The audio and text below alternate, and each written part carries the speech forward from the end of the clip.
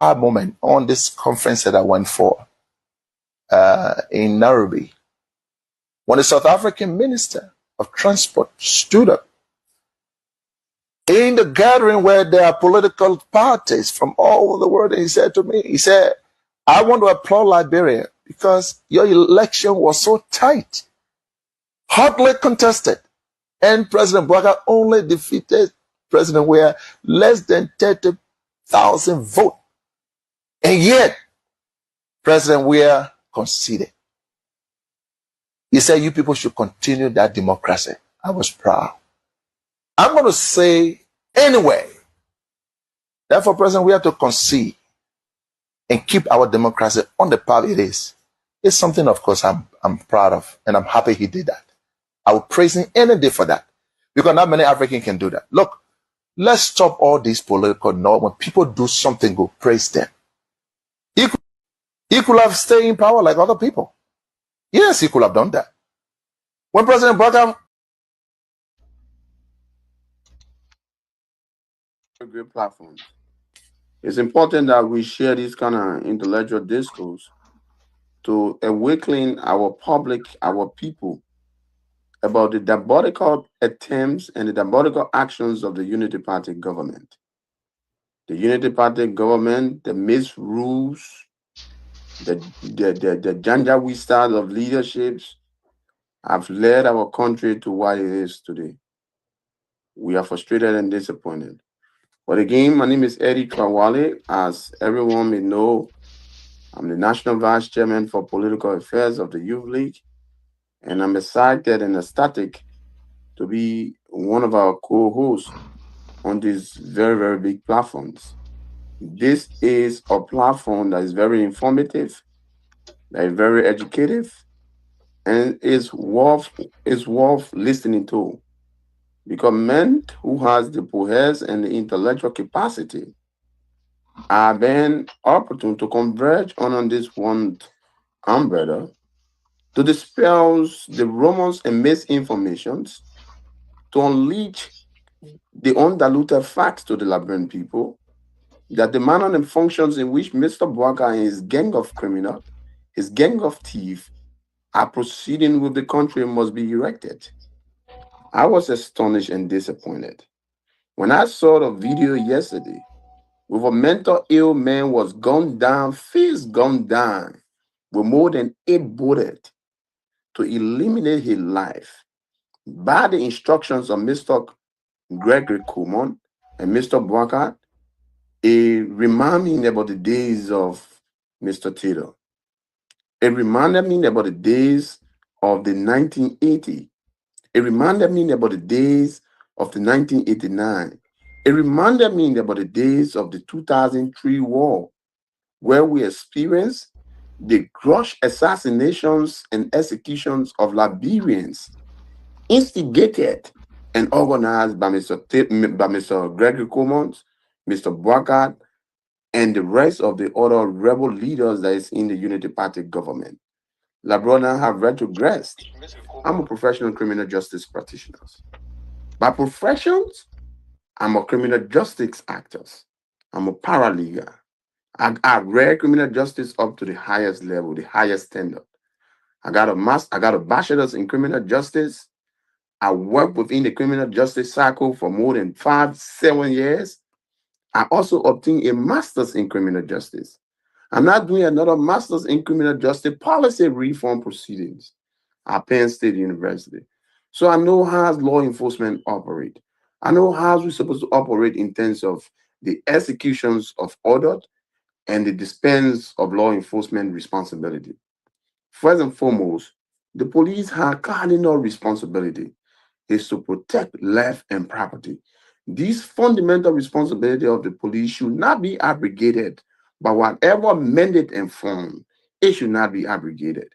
In an instant case, if a person is mentally ill, if you read on criminology, it will tell you that a man who lacks the mentions in corporea sane, the mental capacity to comprehend right or wrong, cannot be held liable for his action, simply because he lacks the comprehension, he lacks the capacity to know the difference between good, bad, right or wrong. He lacks that capacity. So the doctrines of criminology says that in that situation, he or she cannot be held liable. So what criminology does, criminology brought in psychologists. One of the major psychologists in criminal justice analysis reform is called Emmett Duncan. He's a sociologist and a psychologist as well. He say, he say, an increase in propensity gave rise to social ill. A criminal behavior is a necessary social behavior. These actions are necessary in society for us to identify the ambiguity of how society are run. But now to the situations. One of the situations, the man is mentally ill. Mental ill person must not be held liable. What do you do in a situation as a criminal justice practitioner and a law enforcement actor? There are steps in which you proceed in dealing with that kind of situation. One, you must use the methodology of persuasions. If that person is mentally insane and his actions is counterclocks to law enforcement processes or is detrimental to society, you use a persuasion proceeding. You try to persuade him. If you cannot persuade him as a law enforcement person, because in more instant case, police officer may appear more dangerous in the face or the minds and ideas of a mental ill personnel, a mental ill person. So if you cannot use that medium as a police officer to persuade him, you bring in psychologists. You bring in psychologists. You bring in religious people. You bring in a reputable and dignifiable people in the community to talk to him so that he could be able to listen to these. I mean, every mental ill person has some way of soft spot. So he will be able to listen in that process. You did not do that as a law enforcement practitioner. You went in to ensure that you use force that was not proportionate. In criminal justice, there are varieties of force as a law enforcement practitioners to execute. In order to implement a law enforcement instruction or law enforcement operation, you must understand the kinds of force to use. The force must be proportional. If a man has a rock and you have a gun, that force is not proportional. It's not proportional at all. It's excessive. If a man have a knife and you have a gun, that force is not also proportional. It's also excessive. It's excessive. So you cannot be using gun when a man get knife. In more instant case, a situation where the man is mentally insane, that person is incapacitated, mentally incapacitated. You have too many law enforcement strategies to ensure that you can de-escalate and eliminate the threat. One of the strategies you use as a professional law enforcement and practitioner is to have pepper spray. You have the pepper spray. If you think that a man is dangerous and violent, you use the pepper spray to eliminate the threat. That's one. If you think that the pepper spray is not strong enough, sufficient enough to eliminate the threat, you use water candles. You use the water candle. If you know very well that the water candle is not strong enough to eliminate the threat, you also use electrical taser. Electric taser.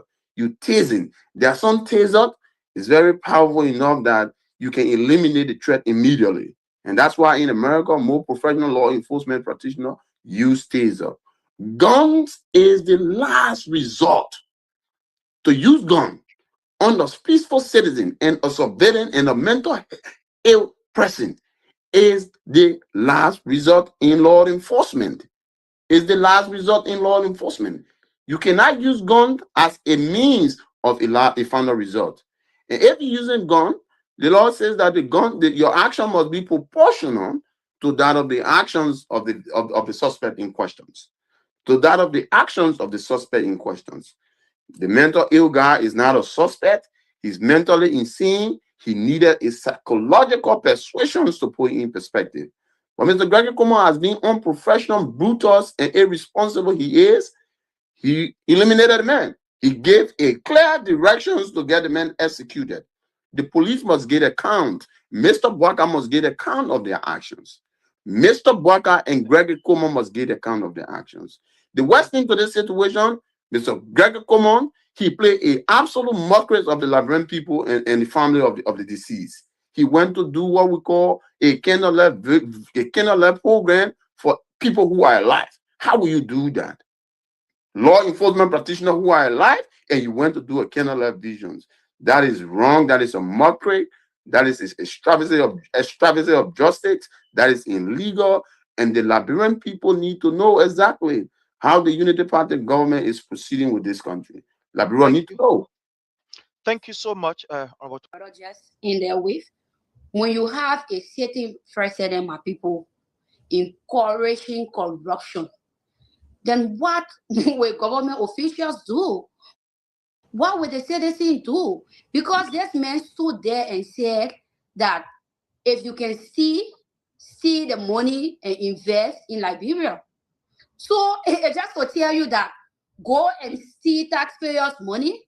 After stealing, you keep a portion at your house, and the rest of the money you share it among the citizens. I mean, the masses of our country, the downtrodden masses of our country.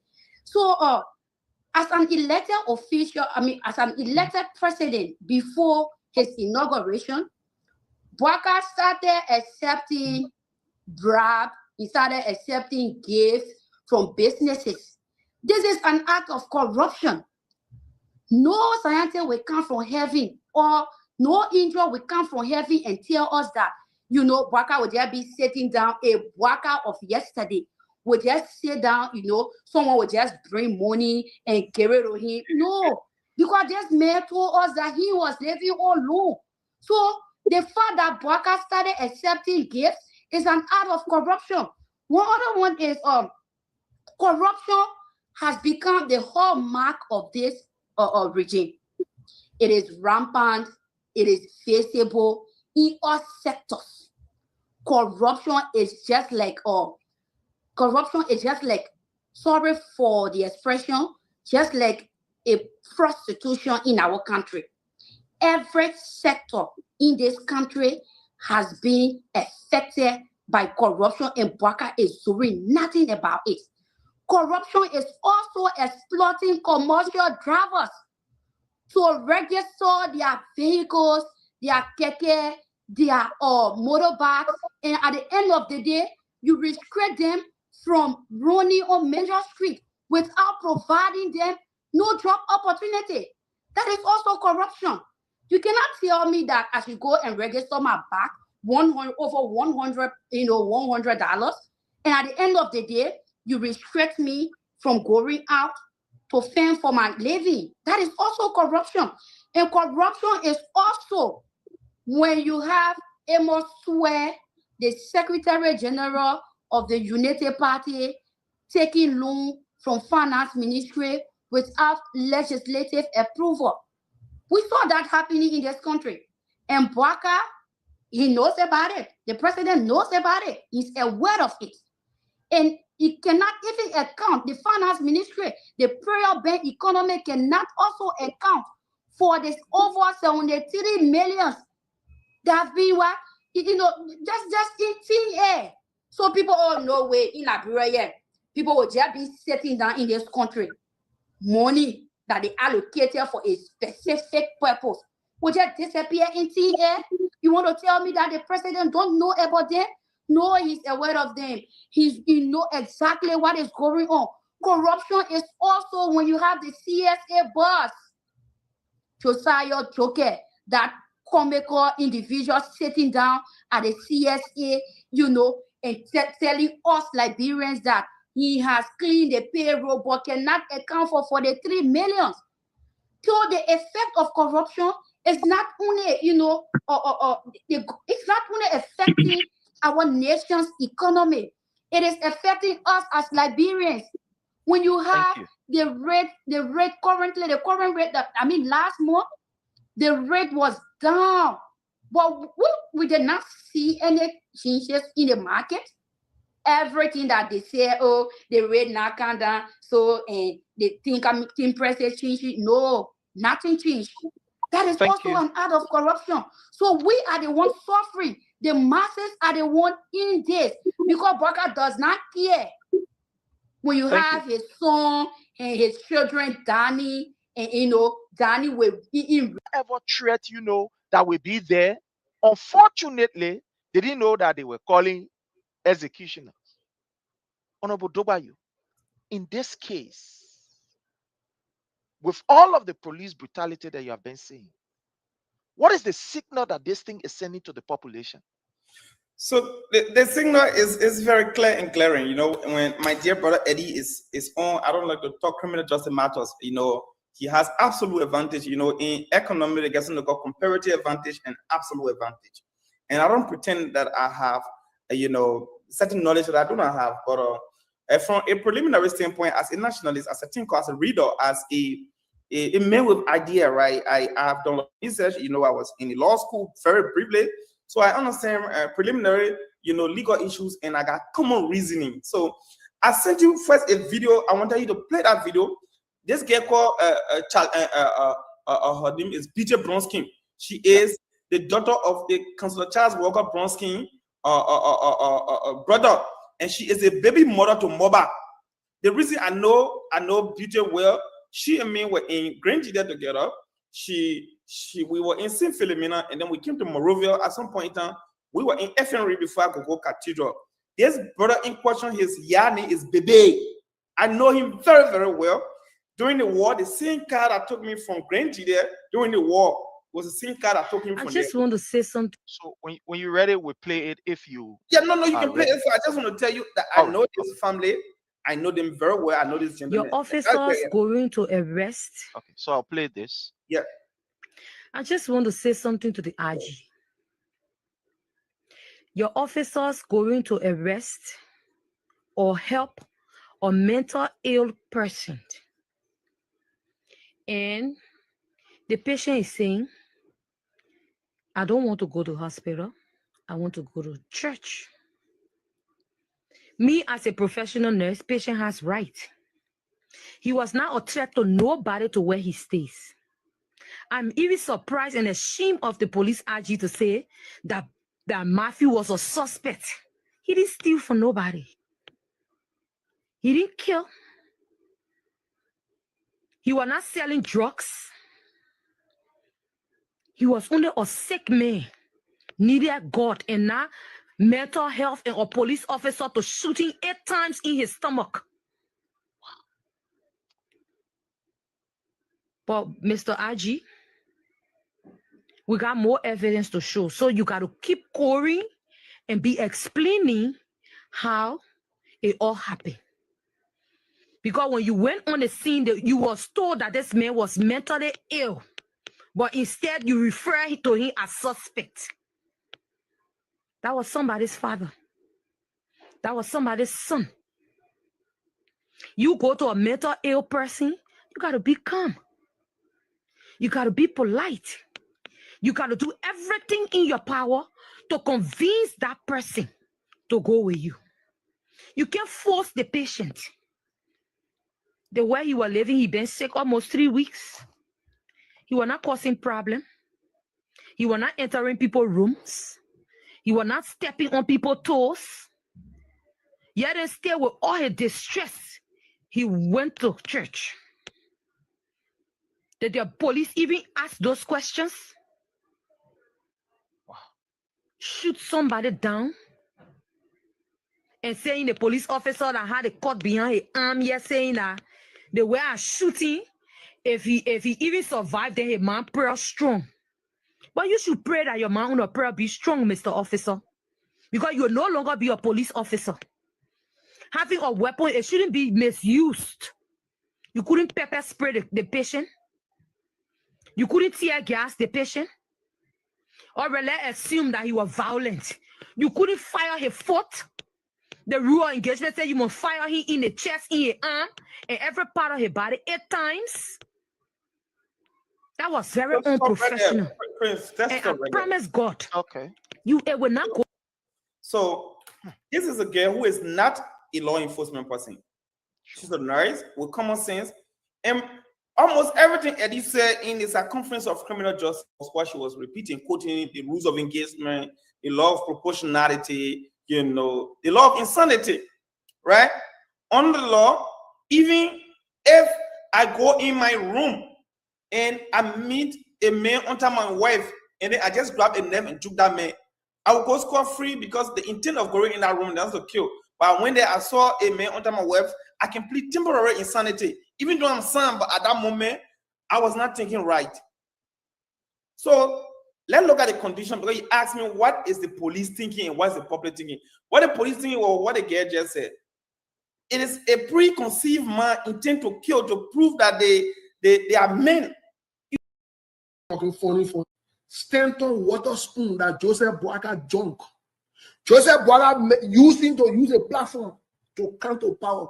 Then Joseph Boakai dropping the ocean in on the show they making not jumping around. We confused. You know what's going on. You think that joke we joking here? We told you about Joseph Boakai from the beginning. You say, oh, not listen to us. The other one too that you be passing around with big money, say you get policy, you know they want, you know that one, you know they want. John Molu. Oh, oh, my man, that other news today, man. Joseph Boakai junk in other news is John Molu. They made fool out of that one. They made fun out of him. Yes, they made fun out of him. Another Joseph Boakai John, like John Lobo. He only Joseph Boakai John. Can you imagine the gay Noah Saul Gibson, who a blind man job? You can see them get your job. You passing around taking pictures all day, putting it off for people, the other person's birthday, my senior brother, my senior sister, and let me congratulate my senior brother, the MD, the other. You not see? You ready yet? You better put your legs together, my picking. You not ready yet? You alive, no man like you, Joseph Boakai use all of your like junks in the time, and you passing around, whole day talking funny thing. You see what? Another Joseph Boakai John. But I want by Joseph Boakai, he go straight in the grave, Prince Johnson. Prince Johnson, our Joseph Boakai. Oh, Joe Boba. Joe Boba, a big ball. I told you today we'll call the listing of all the Joseph Boakai Johns. The list too long. It is a countless list. A countless list. Joseph Boakai position, all of them. The only person that refused to be Joseph Boakai John, like Yege Koluba, when Yege.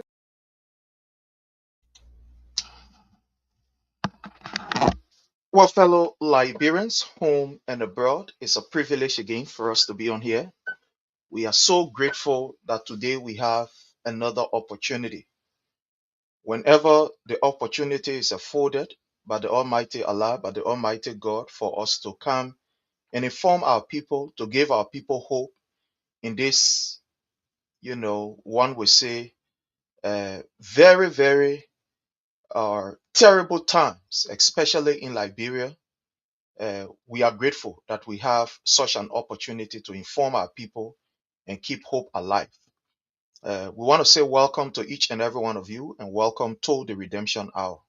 Today, we are grateful to be here with one of our panelists, who is very busy. But again, we want to appreciate him with all of the busy schedule. He can find the time, to come on and see how best to inform the Liberian people home and abroad. So we are privileged to have with us the Honorable Abubakar Ba. Honorable Ba, welcome, sir. How are you? Oh, well, thank you very much, Prince Sharif. Thanks to your creativity and may I say loyal to it, that is very unmatched for keeping and maintaining this platform. You have made it your responsibility and duty to always keep our people informed. And I don't know what energizes you to keep talking for our people, but I'm sure you are inspired by the suffering our people are going through every day in Liberia. Hence, you cannot get tired when your people are being held in economic bondage and hostages, in their own country, in the midst of so much. So I'd like to say thanks for that, for keeping the show going, and Happy New Year to you. Wishing you the best of years to come. If you think you have had good time on earth, I'm sure you want to say that the best is yet to come, because you're a good man who's sincere about the forward mobility of your society.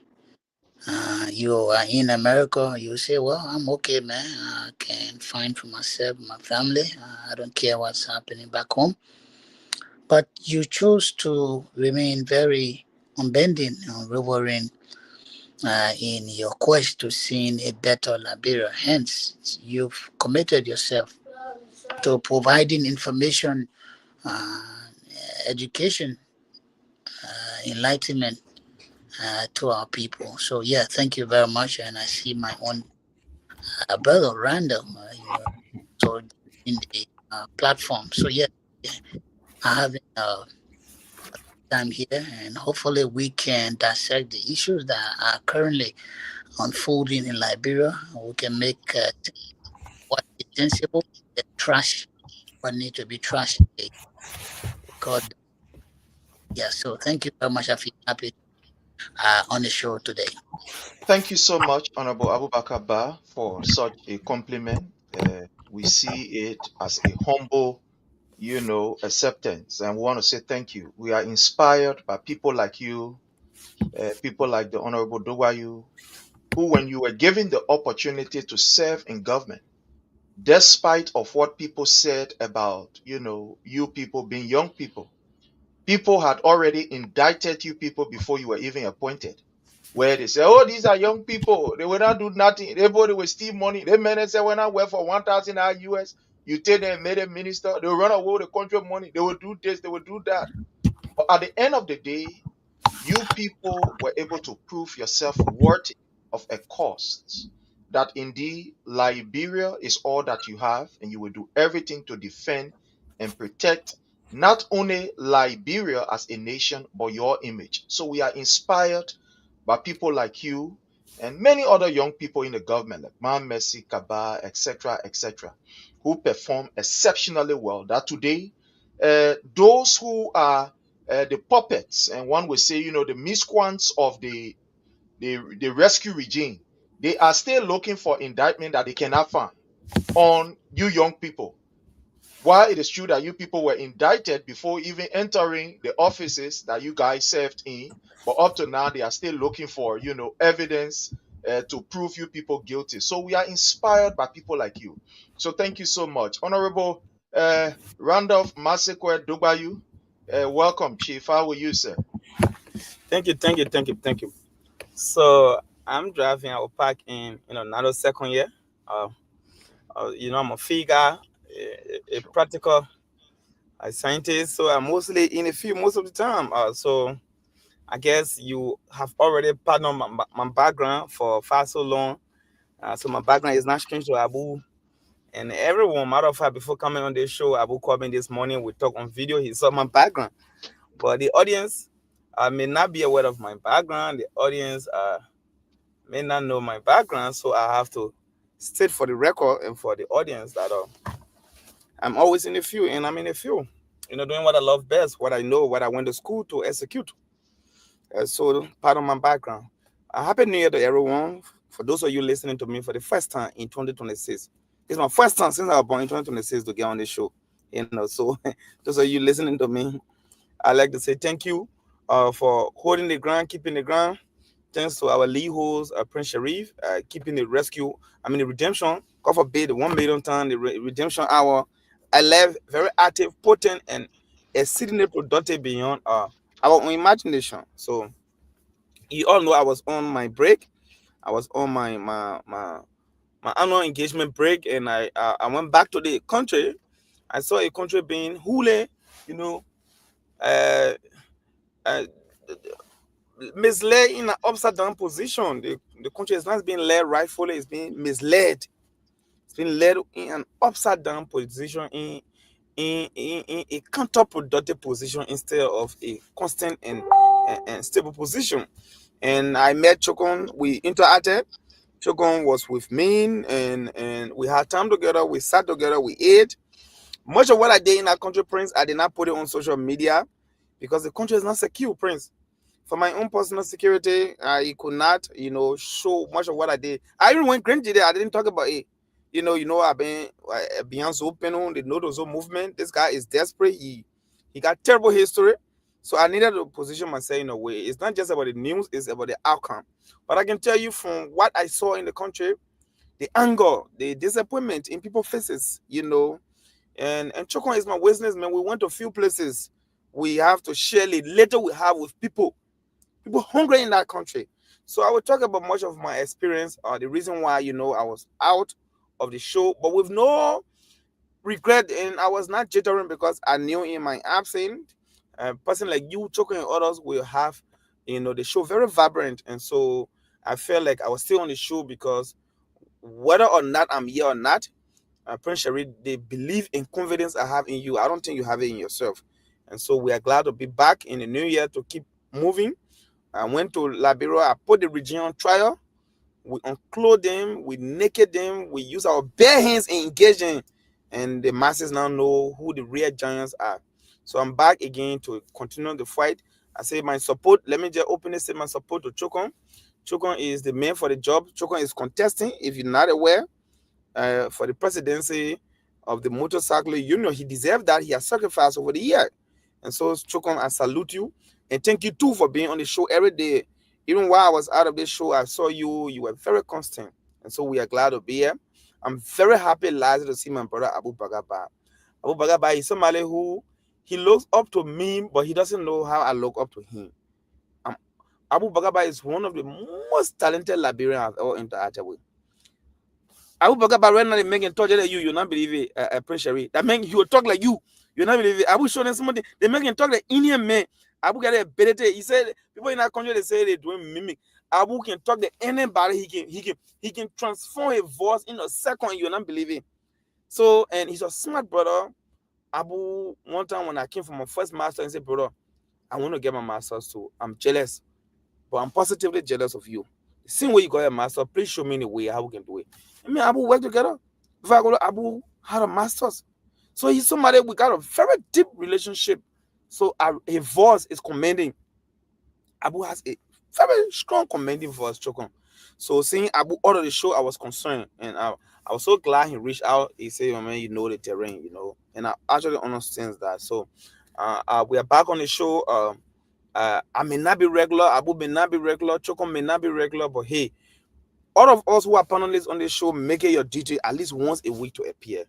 So I'll let you pause this far and now turn over to Prince Sherry, who will usher in Chokon Gray. Thank you very much. Thank you so much, Honorable Dogbayu. Our brother Chokon, let's welcome Chokon. Chokon, again, we want to say welcome and thank you so much for everything you do.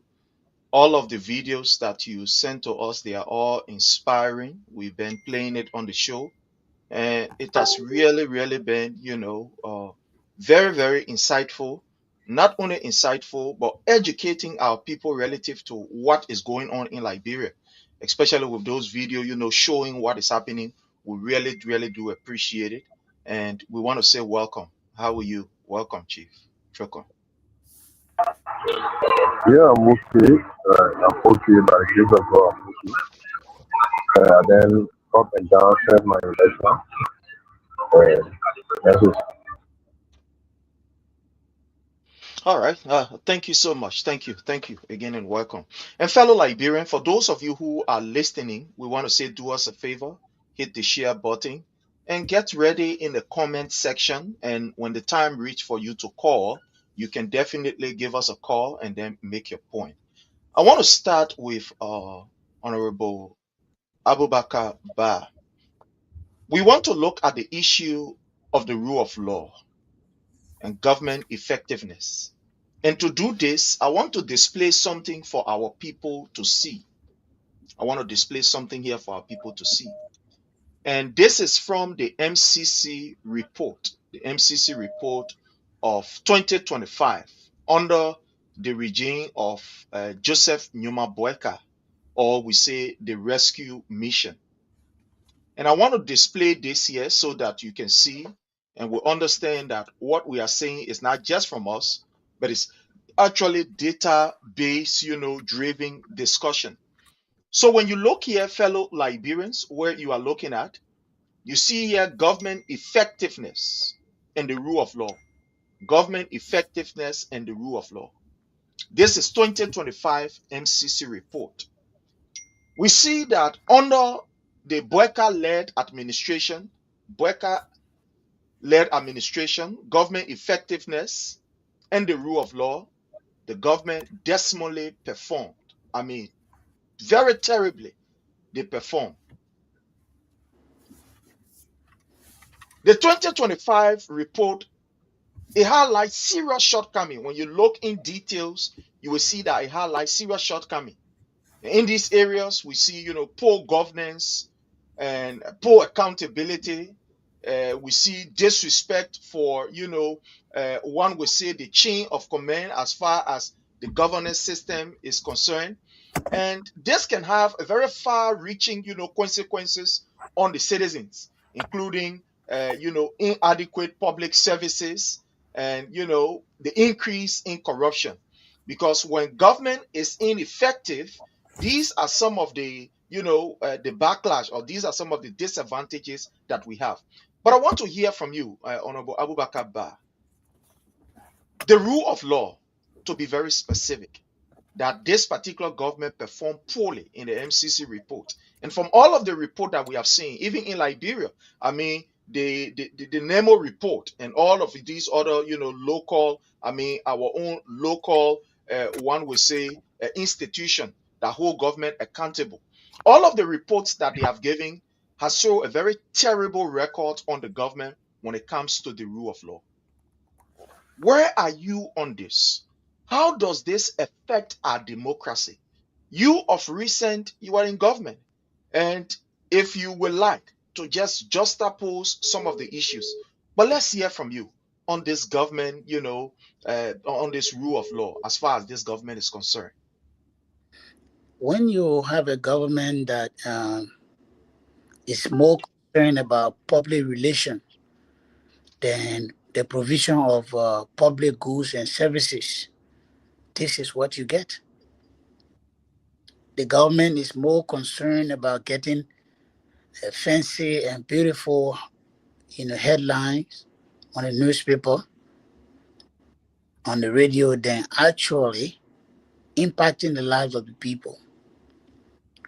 Going back to your question, the rule of law is the meat of every administration.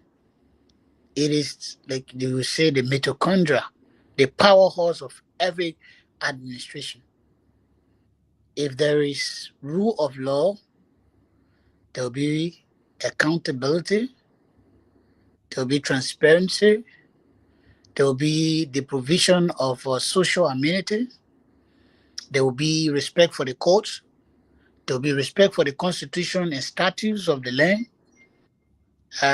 There will be implementation of policy prescriptions. There will be hospital built. There will be rules everywhere that are being followed.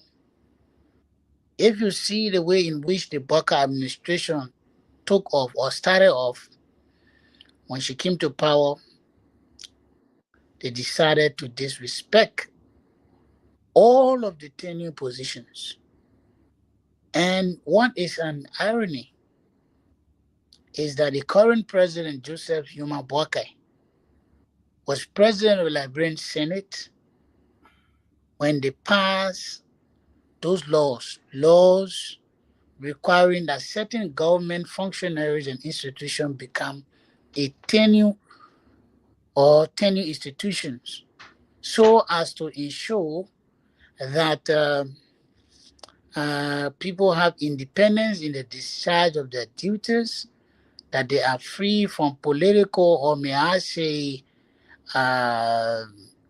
administrative intervention from the executive mansion in their functions, that there will be total reliance on what the law says on a book, that no one will get involved into when it comes to the execution, because government is execution. There's no government reliability, or may I say efficacy, without any form of implementation of laws or implementation of policy that positively affect the life of the people. So When they took over, they decided to violate those 10. People ran to the court. People who felt aggrieved. Managing director, they ran to the court. And what happened? Director generals, what happened? The court ruled in their favor that the government of Joseph Newman Barker was in wanton, flagrant, willful display of arrogance, or may I say, willful violation of the very laws that he, Joseph Newman Barker, signed as president of the Senate when he served as vice president under the Unity Party-led government headed by Ellen Johnson at the time. To have seen Mr. Barker come to power on the basis of saying that he's a governing aspect for the last 40 years that he's been in power, to see him violating those statutes, those laws, that is why the Americans, through the MCC, they graded the government as very poor. The government failed when it comes to government efficiency, when it comes to what? Rule of law. When there is no rule of law, the police will not get any respect. This is why you see the police, they behave like rebels. On Gregory Comer, who says that he went to Harvard University and got certificate from there. The police now behaving like junta or hunter. They behave like they seize power. We've seen a malicious style of policing because there is no respect for the rule of law. We've seen top brass within the governance strata of the country, some in the security sector, instead of protecting citizens, what they do? They violate the right. They have gone even to the extent of violating the bodies, the body part of young people, especially boys. You saw it recently. So, Shows Honorable that Abubakar Ba, for the rule of law, yeah. thank you. Before we move on to our brother Trokon, under the CDC-led administration, the last report that we received from the MCC, the CDC was at 54. And what we received from the Unity Party, it is at 41. One would say, whether be a 41 or 54, the difference is just 7. But the CDC also did not reach the 100%. The government in which you work in did not reach the 100%. They were at 54, while this government is at 57. So one would believe that you are not in the position, or does not have, one would say, the moral rectitude to be able to question this particular government failure, because you did the same. You had 54 while this government had 47. How do you respond to that in the next 30 seconds before we go to our Very simple, very simple, very simple. The higher number carry it. If I'm older than you, Prince Sherry was 7 years in me, I'm your big brother. I'm a big brother. So what we thought that they said George Weah and the CDC knows nothing about governance. A George Weah who say knows nothing about governance, he scored 54. You in a labrensible place, you that say you know everything, you are the most educated people that Liberia has ever produced. You remove off from 54 and you brought all the way down to 41. Countries that we long past that we do, they are now teaching us when it comes to governance. They are now teaching us governance. How do you reconcile that? You reconcile that by saying that it's either you overly hype yourself and you came to power, you have shown your incompetence. This is gross incompetence on the part of Joseph Newman Barker. Thank He you. came with a fake sting to steal from the Liberian people, to lie to them, and now reality has caught up with them, and there's no way back for them. This is why every other report that you see coming out now are reporting what? Negative about the government. They Thank only you. try to polish some for them, but the government in all sectors, they have failed, health-wise, education-wise, everything-wise, the government is doing little or nothing to addressing the real issue. But rather, as I said, the government is interested in good headlines, public relations, than what public goods and services. So this is why we are in the mess on Joseph Mabaka. Thank you so much, Honorable Abubakar Ba. Let's go to our brother Chokon. My brother Chokon, the same question goes to you. The issue of the rule of law. We saw that this government performed dismally, and we are seeing what is happening. You are one person who are in the better position to tell us about the rule of law, because your people who you represent, on a daily basis are being abused and etc. etc. We are now in 2026, the third year of this particular government.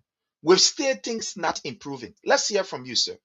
What do you make of this issue on the rule of law? Do you think the MCC report was just a number that we should not significantly look at? We should not regard the number?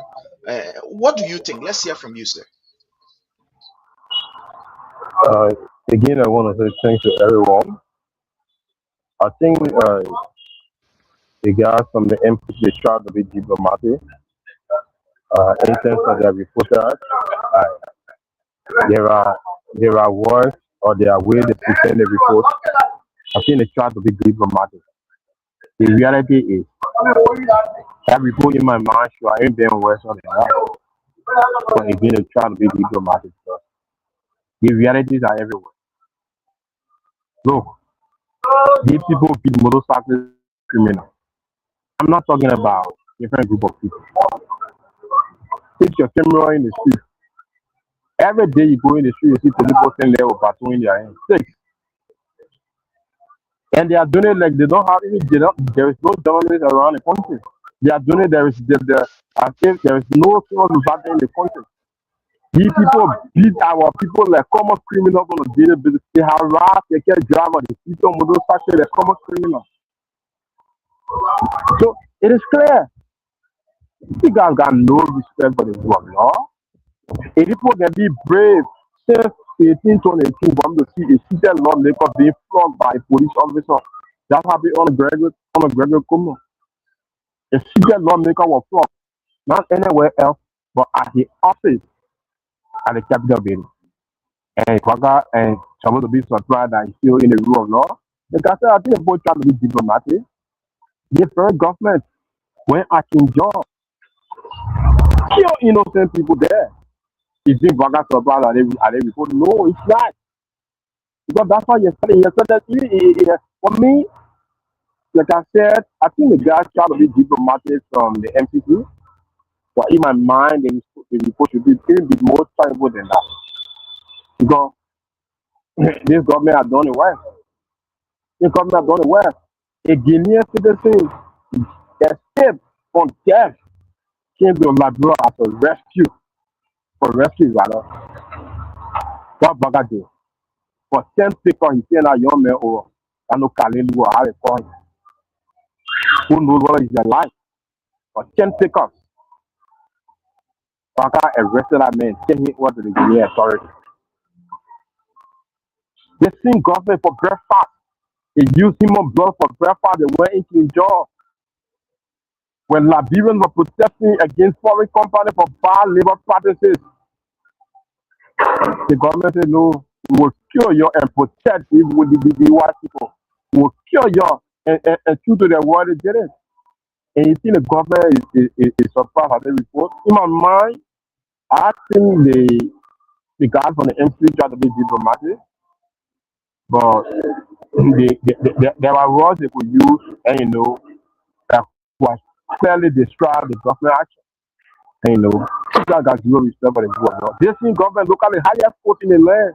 In the case of the speaker, the chair most powerful person in the country. After all, they read my role. When the court said no, there's a law buster. He's a legitimate speaker.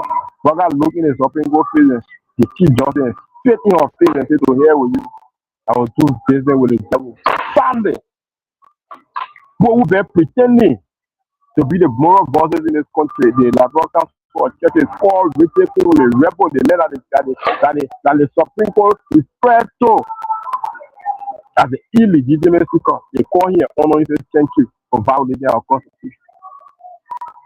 And so these are the problems that we are facing. So for me, Trust me, the government will never, even if they take a let God forbid, from now to the end of their term, they will never ever pass in the rule of law because it is clear that they are So, yet to follow the order of the law. so, so how do you respond to one who says that in order to maintain rule of law, in order to maintain the peace and the safety, the security of a nation, police are not going to use the Bible. They are going to use maybe one will say either lethal or non-lethal force, depending on the situation. And one will also say that, these claims that you've made, maybe others will say that you are escalating it. You're trying to make it look political. You are trying to amplify what is happening. What you are saying is not the reality, or you are just trying to exaggerate what is happening on the ground relative to the rule of law. But as far as we are concerned, speaking from the mind of others and trying to play the devil advocate, one would say Liberia is okay. Liberia is fine.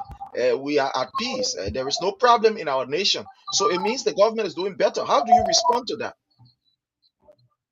So the government don't have to take my word for a fact. The government just need to listen to the government own response to this issue. One of the beautiful thing I like about them, they are lie until they are forgotten about some of their lies. To the extent that they are not admitting. When some of the things happen, they can say it happens in 1822, so they are not the first people. So they acknowledge. So I don't waste my time. The government said they are now serving as our witnesses. The government officials are serving as our witnesses. Take for example, like that young man that was getting raped by government officials. You know the justification the government giving? It happens in 1822. It happens in tormentor. Eh? So do I need to be arguing with somebody when they kill the motorcycle to stay with the bridge? What's the justification the government gave? Is it Muruba Mene High? So because Muruba Mene High, you should go kill somebody, child? Eh? When the government collected over 14 million United States dollars and made our people hopeless and useless, made them to rest on their back, kill around and ban them. What's the justification the government gave? You say now all the capital city again, for the criminal they collected our money. So I don't argue with people. The government officials themselves are our witnesses. When you raise it, they say no, it used to happen total, it used to happen torment, it used to happen direct. So meaning that they have acknowledged all of the things that we are saying. When they go respond, they get say no, it happening because the facts are available. The good thing about our country right now is that almost everybody in this country they are serving as citizen journalists. If something happens now, they will put their phone camera on. We are not living in the ancient day where people never have access to technology. You are recording now. Anything happens now, put your phone on. So there's no way you can deny it. So the government now admitting and saying it used to happen to him, it used to happen to Jesus. So they themselves as well. For somebody to say, I try to exaggerate, no, listen to the government who respond to these issues. Thank you so much, my brother Chokon. It's Let's get to that's the country that we have. So I'm Thank not you. asking the people. So, Honorable Duwayu, let's hear from you on this issue of the rule of law. Quite recently, you was in Liberia. You are almost all of the time in Liberia. You go there on a daily basis. I can say your eyes, ears, and everything. You are in Liberia. You are just here. Maybe one would say by means of the body, but your soul, spirit, and everything is in Liberia. So let's hear from you relative to this issue of the rule of law and the 2025 MCC report. Do you think that these are all just political numbers that was just placed on a sheet of paper and has no effect, or you are not seeing it in Liberia? Let's hear from you, sir. What do you make of these numbers? But Sherry, before there's certain things before you discuss it, you gotta put it in context. You don't go in the mosque and you start reading from the Bible. You don't go in the temple and start reading from the Quran. So when you step in rule of law in podcast regime, I'm inclined and very much pushed to ask you, let's find out what is rule of law and what does Boaka stands for, what his government stands for. So you tell me what you define as rule of law. How do you understand rule of law? Let's show to me what rule of law should be left for, then I will respond to your question. So what rule of law, when you say rule of law, what comes to mind? Let me understand that from you first. I mean, anybody can answer though. Okay, so I just want you to put it in your context. Basically, you know, one would say rule of law, you know, it's just respect for, you know, people's right, people's dignity, respect for constitution, you know, authority, and what is enshrined in the book, So and okay, etc. so let's But turn let's right there. hear from you. So now the lead architect of a state, leader of the state, Bwaka, does he understand, respect, rule of law? No. Bwaka was dismissed for corruption. Anybody who is corrupt, it means that person doesn't follow the rule of law. They don't respect the rules of engagement. Bwaka was dismissed by a military government. Bwaka formed the Lofa Defense Force to initiate a revolution against the state. A legally constituted government. Bwaka formed a rebel group in the Lofa Defense Force, you know, butchering, tearing apart, disrespecting the rule of law. So when I'm asking you what is rule of law, you gotta know who is ruling that law for before you talk about it. Why can't you talk about rule of law? They are not synonymous. They are in antipodial justice position. They are in anti-justice position. So they are antipodially juxtaposed. They can meet the in opposing direction. His unity party, they were on record for saying even if it costs for them to dance with the devil, they would dance with the devil. During the campaign, people were killed. Brutalized. Bwaka made no statement. So the premise on which Bwaka was elected was against the rule of law. Nima County, there were places, photos were not going there. The basis on which Bwaka was elected was, you know, voter fraud, manipulation, lies, deceit, dishonesty, orchestrated lies. So when you're talking to me about governance and you call Bwaka ni around rule of law, you confuse the conversation. You make the conversation very difficult for me. That's why you know, ridiculous. It was a you know, a rhetorical question when I ask you what is you know, what is rule of law first. So everything about this government, firstly, they took almost a year. So that arrest agenda, the road they say from 2020 24 to 2029 is false and misleading, because they took the entire 2024 writing the RS agenda. So 2024 is out. That should actually be from 2025 to 2026, because 1 year was wasted. They let the control of any governance agenda or any, you know, document to reference. So these guys been leading our country with no prescription, nothing. It was just the country was in a free flow, flowing itself very freely. So we cannot be talking seriousness. We ask about Bwaka and rule of law. No. It, you know, asking Satan about righteousness. It's a saying, you think Satan will go heaven? Satan he's not working to go heaven. Satan is working to prevent people from going heaven. He's working to ensure that hell is filled. So when you asking Satan, you gotta be mentioning Satan with respect to how many people you converting to go hell, not to go heaven. So talking about Bwaka and you talking about rule of law is a fundamental misunderstanding of who Bwaka is and what Bwaka represents. Bwaka represents the rule of law in an upside down position.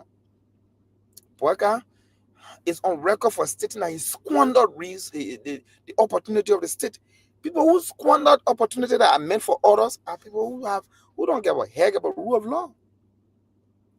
Bwaka yeah, go ahead. Yeah, so one may ask, under your regime, the regime that you serve in, we also saw that there were challenges. In fact, one of the things that people continue to accuse your regime of, one would say, the three missing boys. These boys got missing. And these are all indicators that, you know, the rule of law was completely damaged under your regime. How do you respond to that? Rule of law. Several times our government went to court. We lost cases against us. We lost cases as a sitting government. Rule of law, people want to protest, we give them food consistent with the Geneva Convention. Food, bread. We the executive mansion. They don't know more people on actually making what? Very important. 1 second. Very important. 1 second, right? The greatest evidence in the court of law is admitting those who orchestrated the lies, the false narrative, Stanton Waterspoon, they have come out and said that was a lie. In the court of competent jurisdiction, the greatest evidence is admittance. If you come out and admit, so there's no case. A few days ago, this girl was on. I was saying that video. The girl she apologized. I was saying the video to play it in. They will answer you. The girl said she apologized to Jefferson Koji because everything that was said on Valley Tele and other things, they were all lies. So you ask him about 3 missing boys. When Stanton Waterspoon on the show said they were all lies. When Justina Taylor, the girl who said, they were raping her, blah, blah, blah, she came when she and Costa went into confusion. She confessed. She said she was used because she wanted asylum. So you don't waste our time to ask all these things. So on our government, the rule of law was clear. It was vertically erected. We honor the rule of law. People went to court the laws, the cases. Our own government lost cases in this government. How many cases have they lost? So this government doesn't believe in the rule of law, and the records are there. So Choko, you can come in on that. You can come in. Yeah, Choko, just come in 30 seconds, then we'll go. So just a second. The two making boys into law. Do you know that Timothy is currently the president of all the senior within Liberia? The men are accused of where the guy from the university said they were drawn where I sent him to go and see the three making boys killing. The brother was educated. Currently, he's the president of all the senior who meaning anybody you want in bad body, you got to see Timothy first. You go like your body will be in bad. So that's the information. So how can somebody who was used by the former government to kill three native boys and start a killing, and then you come to power now, you educate it, maybe anybody that want to bad body in the country, you have to go to Timothy. You see, it's not that close to you. You see the contradiction? So these guys are all liars. Thank you. Honorable Abubakar Ba, I just want you. So before Abu come in again, look, let me tell you this thing we have to nip it in the bud. Those fools in power, they start in this country and lie. If you say we kill auditors, now you preside all the police, now you preside all the justice system, you got all the evidence. What's stopping you from prosecuting us? Those 3 missing boys, the issue about murder, there's no statute of limitation on when and how to investigate murder. Why don't you open the case? It's an open case. You can always open it. You got all the evidence. Failure on your part to adjudicate these matters based on the facts available in your hand only bring us to the point where we are at least in agreement with Stanton that everything was just lies. That's just the point I wanted to indicate, Abu. You can come in. Thank you so much. Honorable Abubakar Ba, just sum this up as we move to our next discussion point. The issue of the rule of law. The issue of the rule of law is dead in Liberia under Joseph Numa Boakai. The issue of the rule of law, it also not only following the law, but it also places premium on doing things that promotes accountability and transparency as you lead your people. We have been talking about the issue about corruption linked to the 4 years project. The president has been lying about it. His ministers have been lying about it. I'm not talking about the Minister of Information, his deputy. We're talking about the Minister of State for Presidential Affairs. In fact, they have gone a step further, some of them trying to lie on a dead former minister of president because the dead cannot talk, so they try to leave that on him. What are we saying? We're seeing that Ntrokon struck a very important point. The first upheaval, civil upheaval, may I say, labor upheaval, if you put it, that we saw in Kinjal in February of 2024, at the time the government was barely a month old. We saw the police, Honor Gregory Coleman, the former SOD commander, orchestrating wanton abuse of power, shoot and kill mission. Many people got killed and others got wounded. Some people have been permanently now reduced to disability because they were speaking out on, the issue about how they are being treated by this foreign company operating in Kinjal, taking the people resources and giving them little or nothing.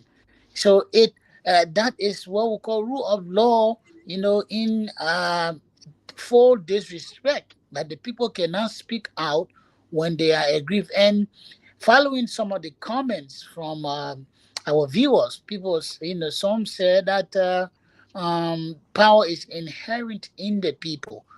Is this government thinking that way or acting that way? Absolutely not. The power that be, they are the custodian of the power.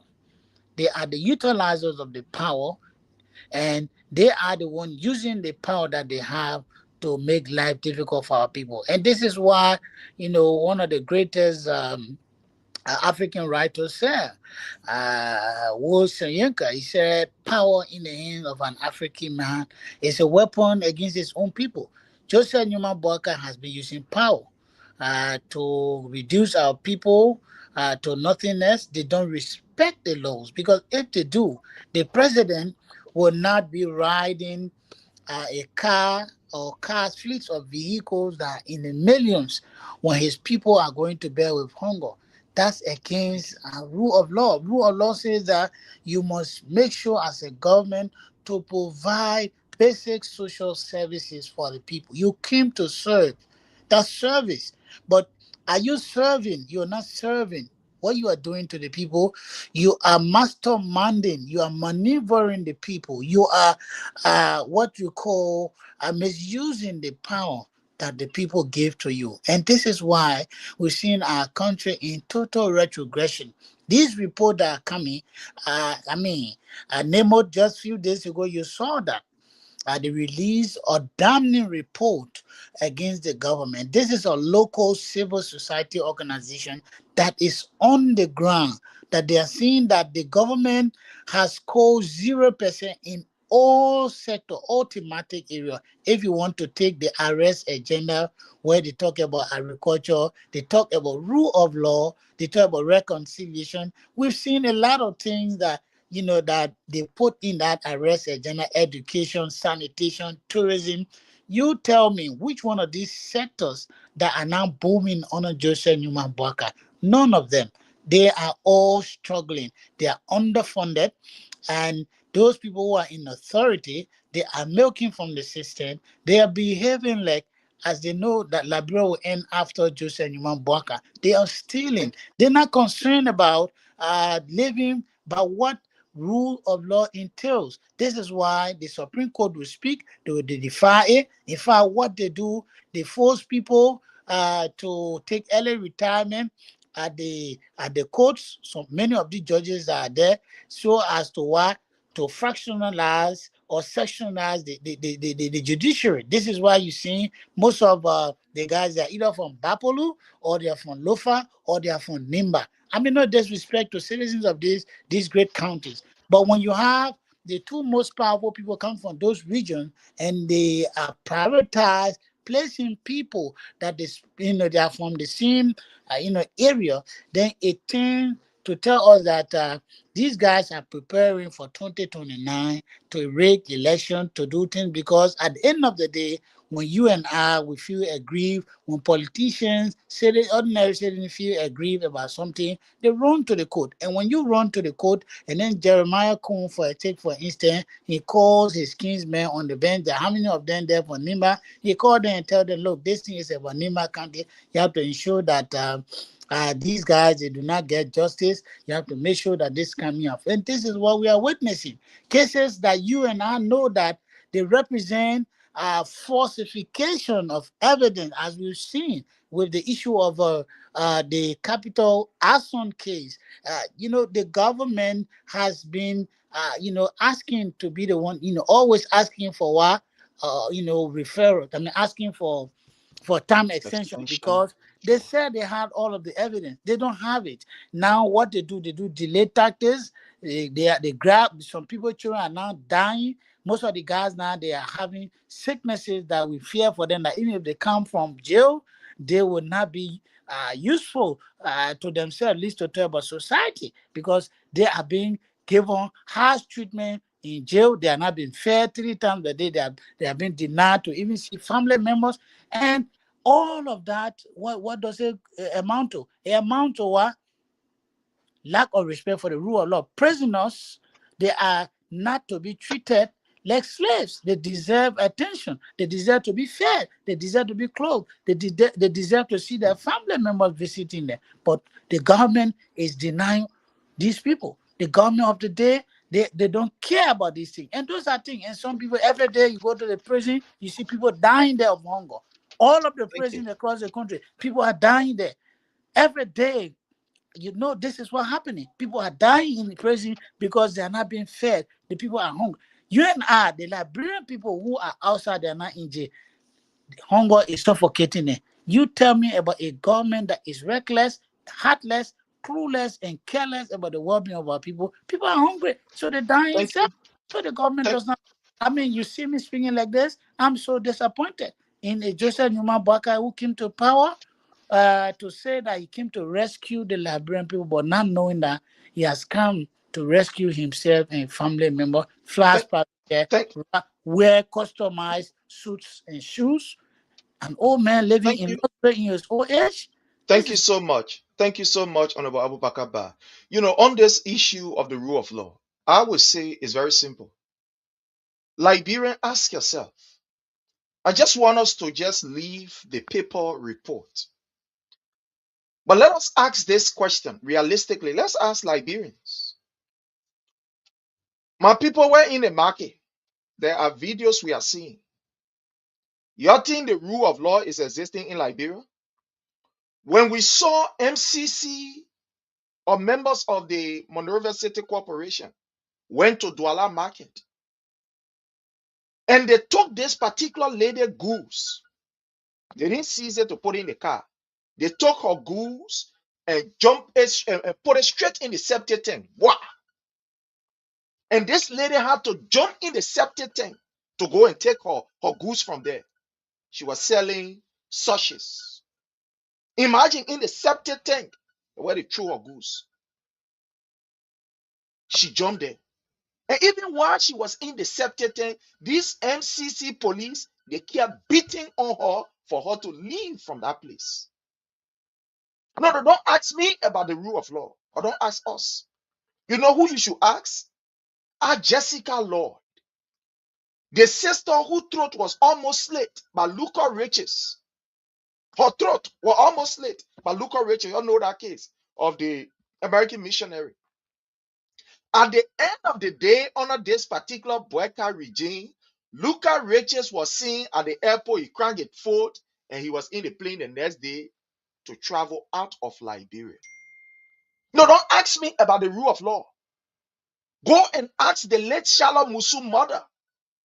When Councillor Gloria Musu Scott told us she saw the person, she put pepper spray on the person. Through the legal process, she and others were indicted and placed behind bars. When Boyka took over as president, he made that to be his first issue on his agenda to ensure that Madam Gloria Musu Scott walked away free.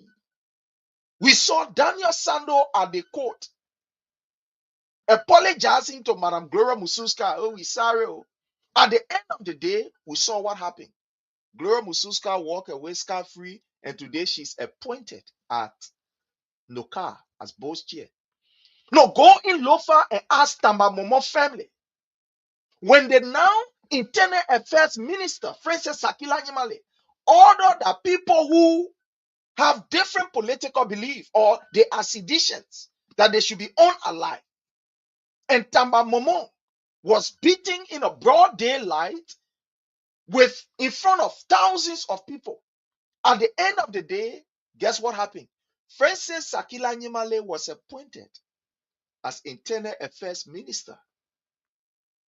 Or if you're asking about the rule of law, go and ask his family. No, let's not go far. Probably I'm going too far. Go right in Liberia to the Freeport and ask our brother Joshua family. When Joshua was beaten by people like Queen Johnson, it is on record. It's not something that we're making up. The videos are there. That brother was beaten. At the end of the day, he succumbed to death from internal bleeding. Guess what happened? Queen Johnson was given a lucrative position for that particular act of murder in a broad daylight at the Freeport. Very excited. Oh, she was okay. Oh, she was fine. No, if you think I'm lying, go to King Joe. Go and ask the people. If you think I'm lying, Lord, let that go far. Go and ask the family of Matthew Moluba. If we are talking about the rule of law, no, wait, hold on. Let me the people paper. Let people who want to read that it will be the analysis to be. Go and ask the family of Matthew Moluba. Oh, whoa, whoa, maybe that one are there. Go and ask students at the University of Liberia under this Brecker regime when they were beaten severely. In fact, according to the information that we gather, some of these people, especially the females, they were sexually harassed by these police officers. Go and ask them. Oh no, maybe we're going too far. Go and ask the student from William V. Todmore. The last time, when they said teachers were not going to school and they petitioned their government when they went on the street, guess what happened? The videos are here. Police said, don't worry, we're coming for you. They beat them, just the people who came from outer space. No, go and ask. No, I tell me, wait, don't rush. Go and ask the people who are visually impaired, the people who can see. Sorry, with no disrespect, but we'll break it down. The people that who can see. The last time all of them gathered, they go to Joseph Burger and say, Mr. Burger, Mr. President, the men where you pour here as our big men, the men eating our money. Oh, Burger say, okay, I'm coming for you. I'm coming for you. Guess what happened? He sent police people who are visually impaired. They were beaten, they were dragged, and they were humiliated in a broad daylight. Yes, you're talking about the rule of law under this government. Or if you want to talk about the rule of law, go right here to how you call the central bank. Go ask our man Alosha Talu. Alosha Talu was there. Joseph Newman Boyka said you got to move from there. Even though the man had tenure position.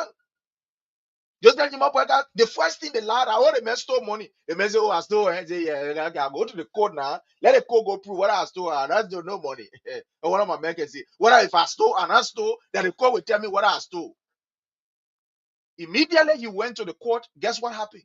Mr. Boyka passed around the next day and key and say, my man, I'm begging you, leave that thing, take it from down there. We know when you go down there, you will disgrace or you can't hold this small money and move from down there.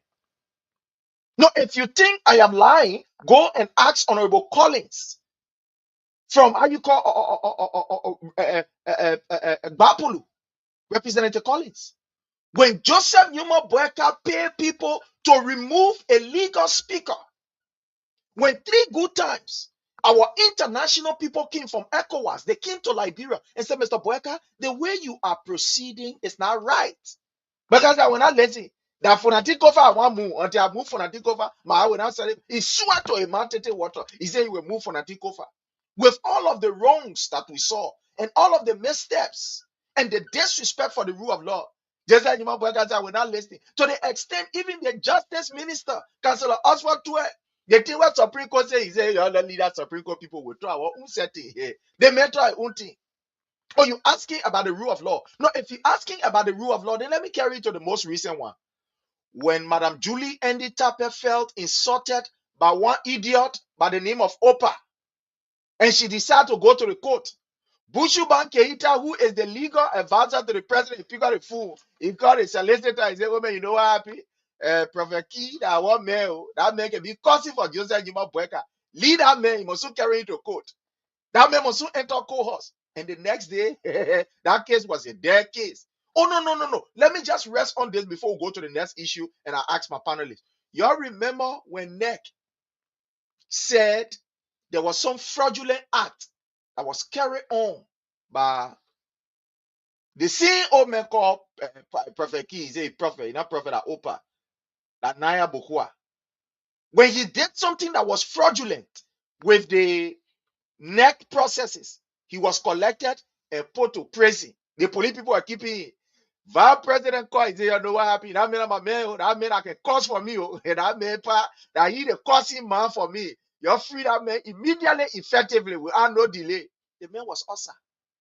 He was Osa.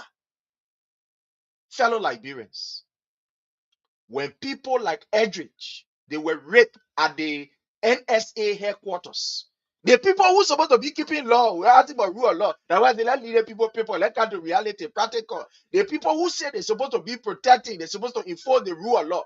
They told the people there and carried them to NSA headquarters. The people opened their mouth and pumped them good. You're sorry, and pumped them good. The people are crying, say they pumping oil in a particular NCC, in the NSA play. They pump also, they torture also. Doctors even approve. Yes, indeed, these people, they were tortured. They were manhandled. At the end of the day, doctors say, but the people ain't gonna go to hospital. Just like you want to say, go to work where you call hospital, to work at a hospital. As I speak to you, they are staying in jail.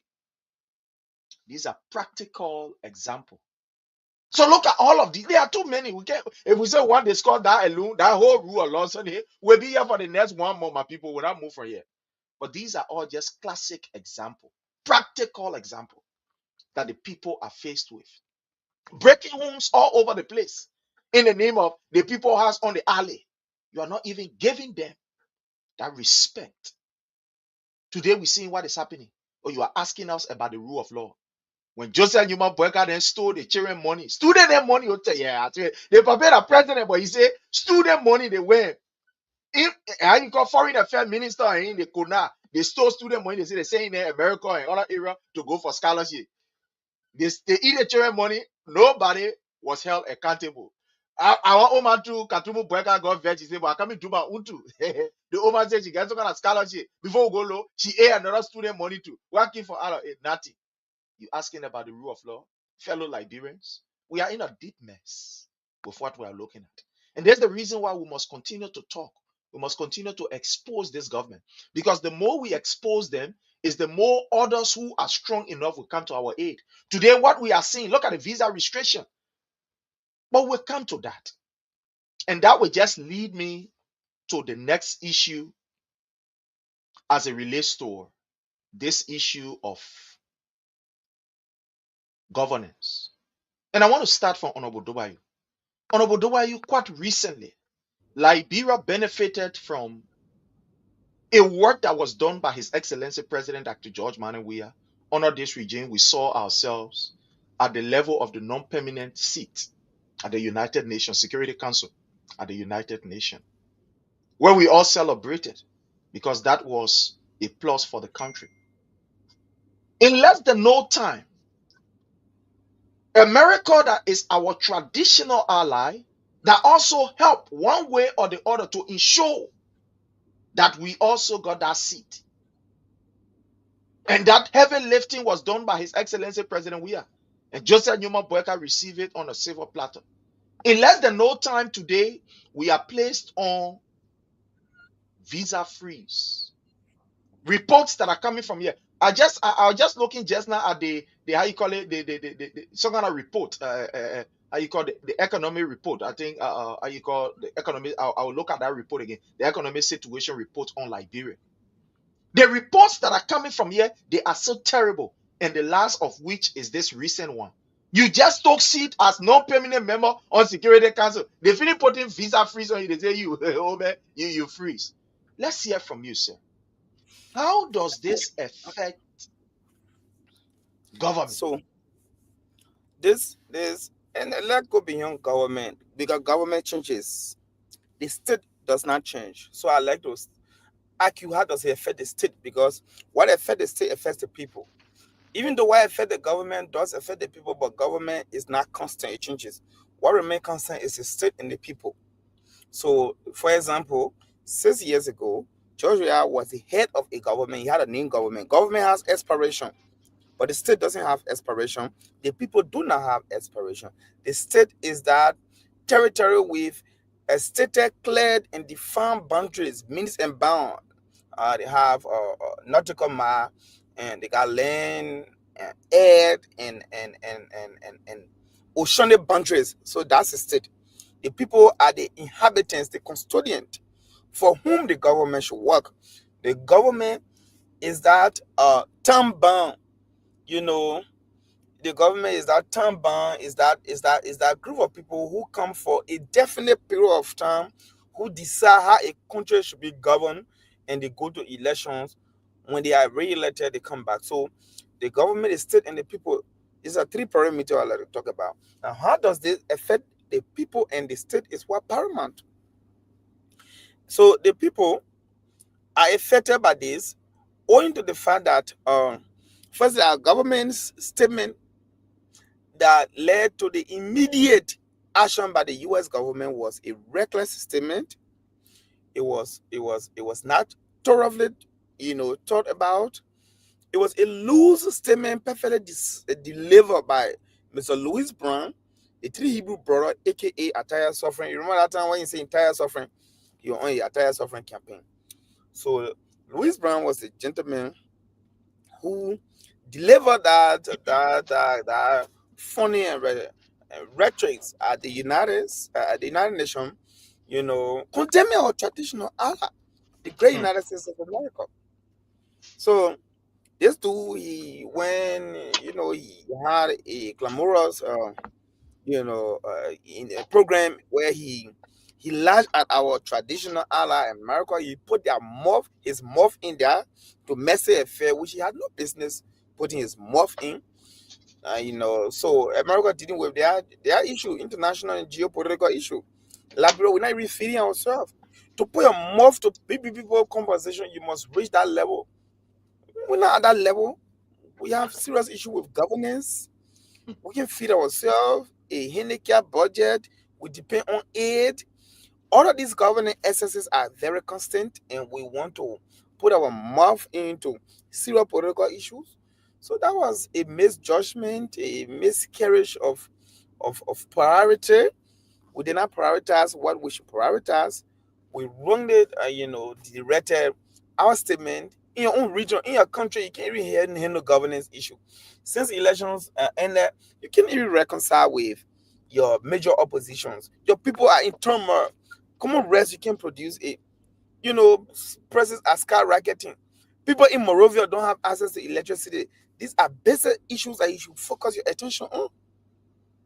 Now, if you feel America is detouring from what they should do, America has done things that directly impact you. If you may enough, why don't you talk to Firestone to do finished products in Liberia? If Liberia feel they have been mature enough, they embarrassed, they don't like what America did to Venezuela. Why don't Liberia put her mouth in things that would directly benefit Liberians?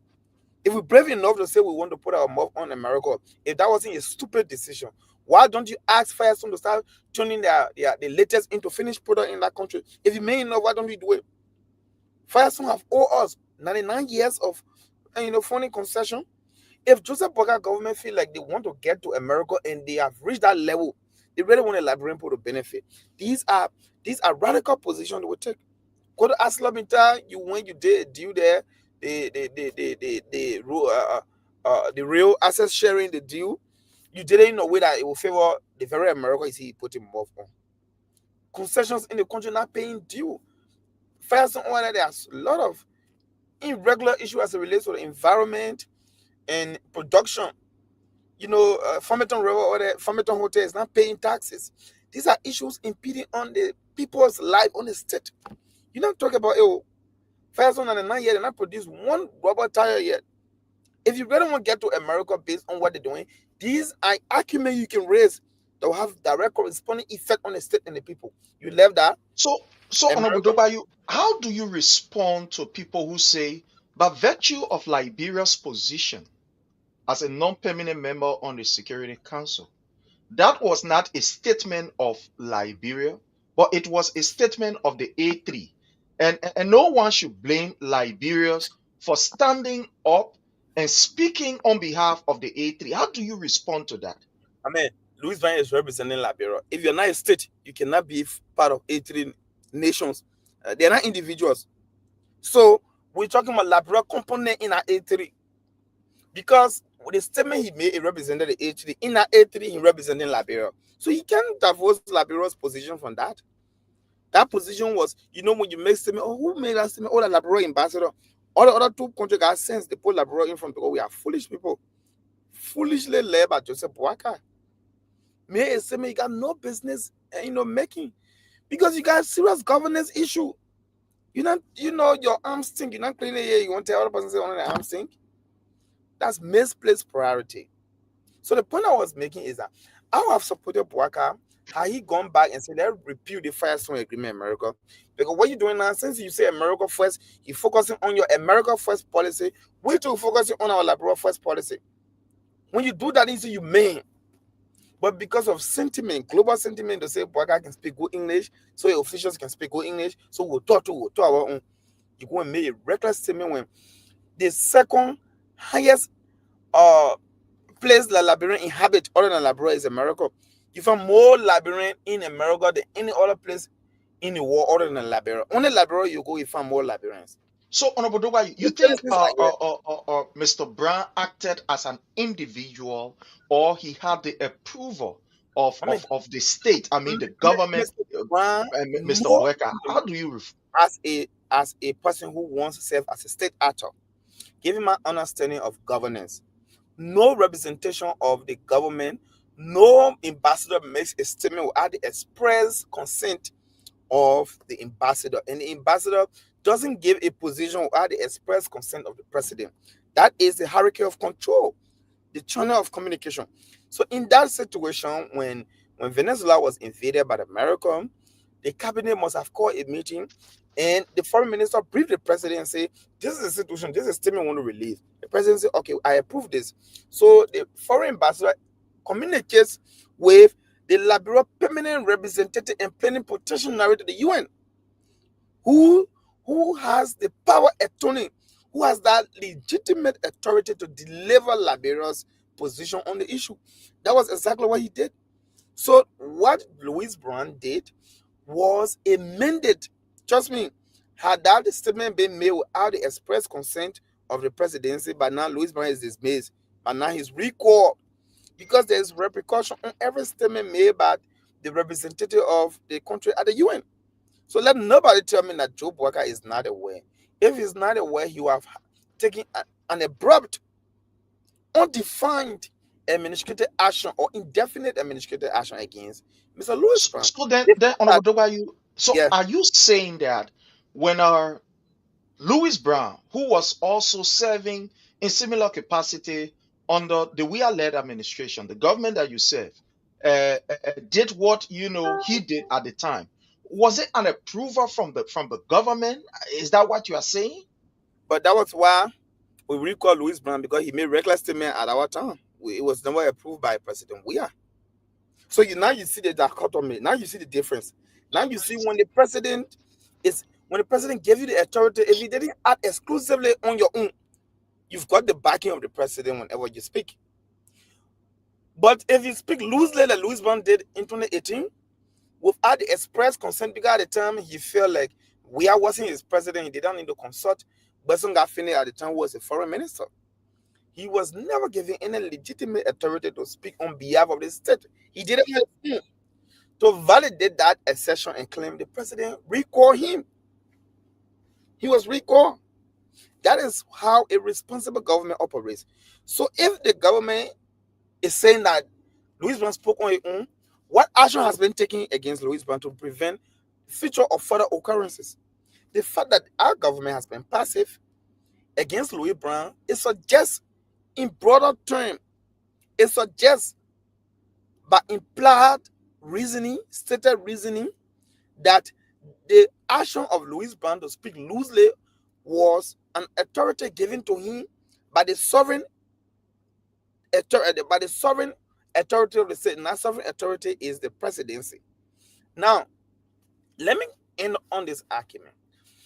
I hear the government, after making reckless statement, which they did not calculate because they don't care about what happens, because they have money, they've corrupted, they can steal, they have stolen, they got more resources to sustain themselves. So they don't care about immigrant visa, because most people who seek immigrant visa, who seek to relocate in the US, are people who aspire to make life better for themselves. Are people who believe that the country is offering no hope. They live in perpetual oblivion, not knowing what the country gives them the next day. These are people who desire for social mobility, vertical social mobility. They want their life to be better. Nobody in Liberia who can eat 3 square meal, who can afford, who live in a middle class life or upper class life, who want to play DV, or who want to come live in America with wife or family. Trust me, It is the poor people who cannot afford. Poor people who the system have failed are those people who see America as the ultimate hope. These are people who want to come and migrate here. Our government now today saying, oh, this is about the only immigrant visa or visiting visa is still going on. Come on, 1 second. By you coming on visiting visa, it doesn't benefit Liberia. Because when you come on visiting visa, it benefits the United States. Because for you to be a visitor, you must have demonstrated right now you got 15,000 in your account. How many Liberians can show 15,000 in their account? When you come to America, you stay in hotel as a visitor. Who benefits? It is the American economy. Tourism visa, who benefits? The tourism industry in America is what benefits. So the visiting and tourism visa is a business visa which benefits America. That's not something for Liberian government are listening to them saying, oh, visiting visa system. But people who visit are people who got money to commute here and there. So it doesn't remit money to Liberia. Those who come in America and stay as immigrants are those who remit, send money back home and build homes. So when these people are stopped from coming to America, that is a serious issue. And this is my reaction towards that. My reaction towards that is that our government was careless in cementing our relationship with the great United States of America. Our government care less about the repercussion, the consequences, and outcome. Now they want to shift blame on Liberians living in America with this weak argument that, because Liberians are living on welfare. That's a butcher, weak, feeble, and heedless argument. Because why? If you go back and look at the statistics since 1989, or take it from 1985, most Liberians that have immigrated to America, that one is E. You know what? Those who have moved from Liberia to America, most of them based on asylum or refugee status. All around the world, those who migrate as refugee, they are captured on a status called a vulnerable population. When you move from one country to another as a result of being a refugee or displaced person, you are vulnerable. When you're a vulnerable population, when you're in a vulnerable population, you are entitled to welfare. So, because Liberians came here as refugee and they got welfare, you want to pin them that they were careless, that they lazy? That's wrong. It's a misinterpretation. So, under no condition can I agree that because people were on welfare is a legitimate entitlement. There are set criteria and qualification pre-set for those who will be on welfare. If you don't meet it, they can give it to you. When they give it to you, you mean it. That will not in any way suggest, because when they're giving it to you and they know it will affect people coming in the country, they will tell you it's a disclaimer that will issue it. No disclaimer has been issued over the years for those that receive welfare. So that is not a good justification for the government to use and be bad-mouthing Liberians in America. And this goes to the Liberian in America. The government you support back home, the government you campaign for, the government that is putting you on the bus, the government who went and talked recklessly at the UN, instead of taking responsibility, apologizing, moving forward, they are shifting blame. They are shifting blame, and they're shifting blame at the same time they're making it seem like it's not anything. So our government has fought in diplomatically. They created a diplomatic mess, which has a cascading effect on the people, and we expect the government to apologize. The people now should also know that the government doesn't mean well for them. The government doesn't mean well. The government has. Honorable Dogayu, I want us to learn on this because we've taken quite a while. Of recent, we saw what happened. And just before we can move there on this issue of governance, I want to say to Liberians, my people, the best people who are to grade the government are the ordinary people. And it is now clear. Take your microphone. To the extent that some of their own radio stations that side with the regime, have now abandoned that particular quest of going out and asking the citizens. To the extent now, what is happening now, some of their shows have been reduced to a certain number that they know that people will call on. So, for example, a particular show will have this particular number of Unity partisans who they gave this particular phone number to, and these guys will sit down. In fact, they have created a chat room. So they will sit down anytime any rescue puppet or charlatan appear on a particular show, that number, that what they will use to call. And people, oh yeah, everything fine. Oh, everything okay. They've now forgotten and they have left and have abandoned this issue of going on the street and asking people just randomly. Because all of the information that are coming from the people, I mean, on the streets and people who are not even attached to politics, is becoming very unfavorable, to the extent that people who gave their life and even supported the rescue regime, some of them today, they are now dying in silence, so to speak. They are in complete silence because this government have failed them. You can't hear from them no more. Take for an example, look at what is happening on their quote-unquote their own station on Spoon. The guys can no longer continent what this government is doing, to the extent that every time when he come up, the best thing to do is to disgrace the government, because you can't speak otherwise. You cannot even pacify the situation. They were the way we look at it, let's put it that way. Because you will not even sleep with a clear conscience. You will not sleep with your eye closed. When you see on a daily basis, people have been killed, women have been raped, children have been sodomized, and the sodomizers are walking away, or the sodoms, they are working away, with impunity. Those who are carrying on these acts. Children are being raped, and at the end of the day, these guys who are carrying on the act because they are associated with the government, they are walking away. So they can no longer continent what is going on, and they just got to speak out. Like the clip of our sister Martina, I'm trying to get it, but because of time, I don't want to, how you call deep and go all, but I will try to get it. Maybe hopefully by Wednesday we'll play it here. People who supported them today are not saying, you're sorry, we lie on you. We lie on you. You're sorry, you forgive us. The governance system is completely broken down. I mean, completely. It's broken down completely. The rule of law is no more. Where the president will come to tell the Liberian people, oh, they're here, where they pay, and I know about it. You're spending $10 million, but president will come tell you, and I know about it. And you think that this government is the government that is effective? Where the president will come tell the whole nation, say that people are doing, they are doing it on their own. So it means that even we as people, we are not even safe. Because if such a thing will be happening, and the president, the head of state, who every time people brief, that's why you got different ministers. Minister of Public Works, the other minister that will brief you. And you will come to country and say, oh, and I know about it. The thing where the people are doing, and I know about it. Then I plenty of things, but I cannot know about my people. According to you, if we have to take it that way, they mean I know about plenty of things. You don't even know how the government even run it. So you get there, at the end of the day, you get one thing, they put it in a packet, you sit down, and the minute moving on. It is terrible for our nation where we find ourselves. There is a complete collapse in the governance system. And even what is even more scary on Obodobayu is that these people boast of the experience of Joseph Nyumabweka. They say, oh, they may is experience, they may understand government. They may be there for 40 plenty years. When they may come, the whole country here will be okay.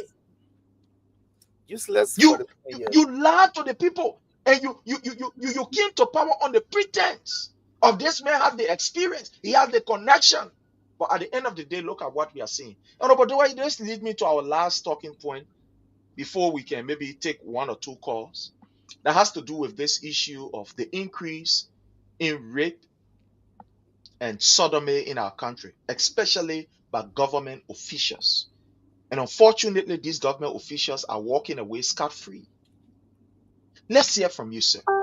What is leading to this increase? When you even look at the report from Ministry of Gender, Ministry of Gender has put up a report, very damaging report. Even though they try to manage the number, they try to massage the number to reduce it, but it is still damaging.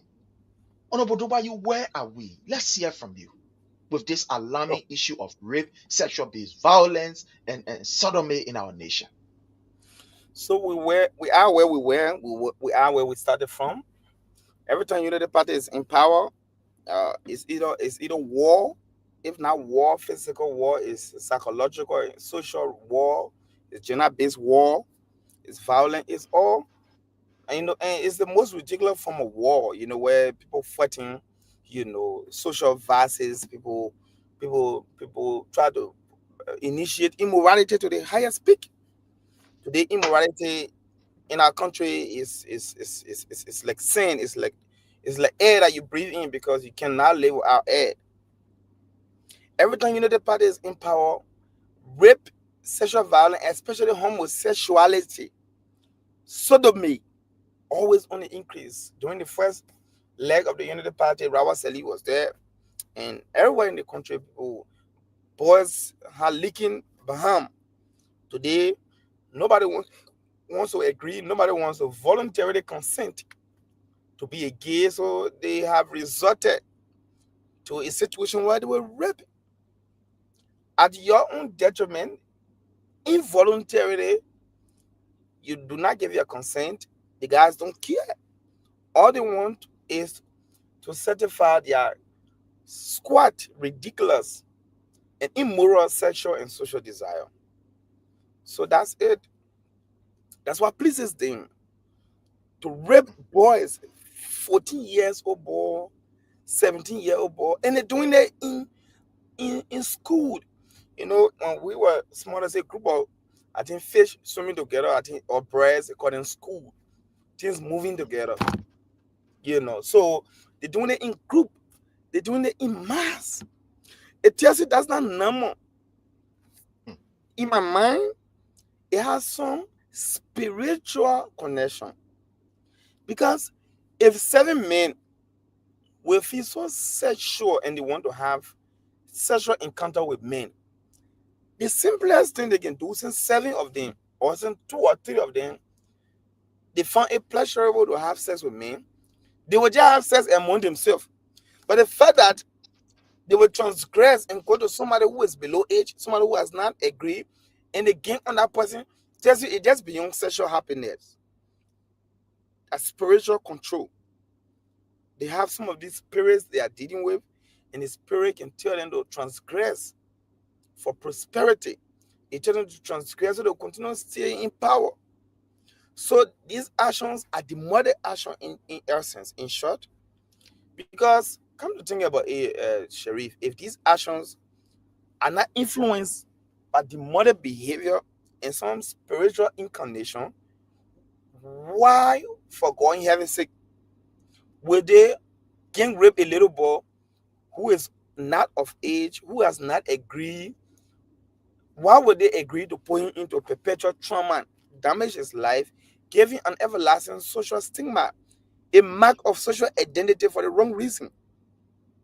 If their intent is not spiritually driven. The 7 men journalists, Charles Yed, one of the rescue journalists, he reported that in Broadway today. 7 men raping a 17-year-old boy. The 7 men, why don't they don't have a Baham to go after each other? No, they do have.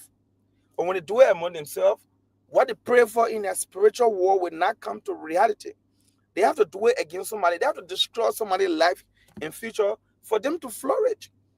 The fact that Joseph Boakai has not made a single statement on all of the rape cases, even though his lieutenants, his ministers, his police, they've been accused, they are involved, and he's not making statement, it terrifies us. It makes us want to believe that or question ourselves or become critical on the issue. Is he aware? Does he love the? Is he not hearing the news? Why is he careless? What is triggering him to be careless? And why are people not going to jail? The president is not talking. This is happening. So there are many critical questions that come to mind and answer.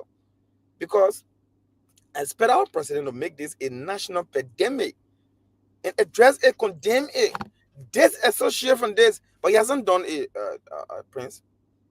So can we now say his failure to disassociation? Can we interpret it that he's indirectly, embracing this, manners in our society? This terrible spirit is permeating every corridor. It's terrible in our country. The young people are vulnerable. We got a lot of poor people. If we don't take care, the way the last time they were in the Methodist church, they said they want made the whole team legal, and now we see it happening. Our president not making any statement for me. It brings fear to me. I got a boy child. We got children. We got our younger brothers, and they are vulnerable. To see what is happening at that increasing level, it brings fear in my spine, and I'm worried about the future of Liberia boys' children. Thank you. Thank you so much. So, fellow Liberian, those of you who want to have your say, those of you who want to participate, the number is up there. 443-991-3356 is that number to call. And you will definitely be on with us. And you can have your say on the line. Again, those of you who want to participate, the number to call is right there. 443-991-3356 is that number you can call. And you will definitely be right here and we will hear from you. So again, the number to call is right on the screen. 443-991-3356 is that number to call, and we'll definitely give you an opportunity for you to be here. We have the next 10 minutes to be rounding up, and then we'll be out of here. But Honorable Dobayu, what is even more scary, like you continue to say it, and I want to just, ride on your wave, is that these things are committed by people who are government officials. They are government officials. They are people who are supposed to protect the kids. These are people who people look up to and say, no, these are, government officials. These are big brothers, or these are people with prestige in our society. We know that they can't do this kind of thing. Now, to see these government officials doing these things and walking away with impunity, like we saw in the case of J. Brian McGill, like we saw in the case of what happened at the level of the Ministry of Agriculture with a director there or a consultant. And we continue to see these people walking away with impunity, especially these government officials. And the Ministry of Gender, that should be very vocal on these things. I don't even know what a Ministry of Gender is even in existence under this government. I know that Madam Gbemi Harris is there, but I don't even know whether it is functional, because you can't even hear from them. And when you hear from them, they'll be talking about how people are using children to do content. If this thing, that strange thing, that we have not been using children to participate in shows and the rest of it. The last time I can remember a statement from the Ministry of Gender was telling the public there are some children there who, the people there who creating content using as maybe actors or so in their various scripts. Honorable Dobayu, we have a call here. Let's go to this particular caller. Hello, caller. Your name and where you've joined us from. Welcome. Yeah. I'm Elston, the legend. We say I'm following you guys, and I'm following you guys, and beautiful conversation with you guys. But I have a couple of questions for Dobayu. Dobayu, my first question is: did you have any issues when Zoe Penn were aligned with CDC when you all were in power? Because it's your right to oppose him vehemently, as you claim or you are not a fan of his, or you don't support his ideology in Nigeria. Did you at any point voice or anything when he was aligned with CDC?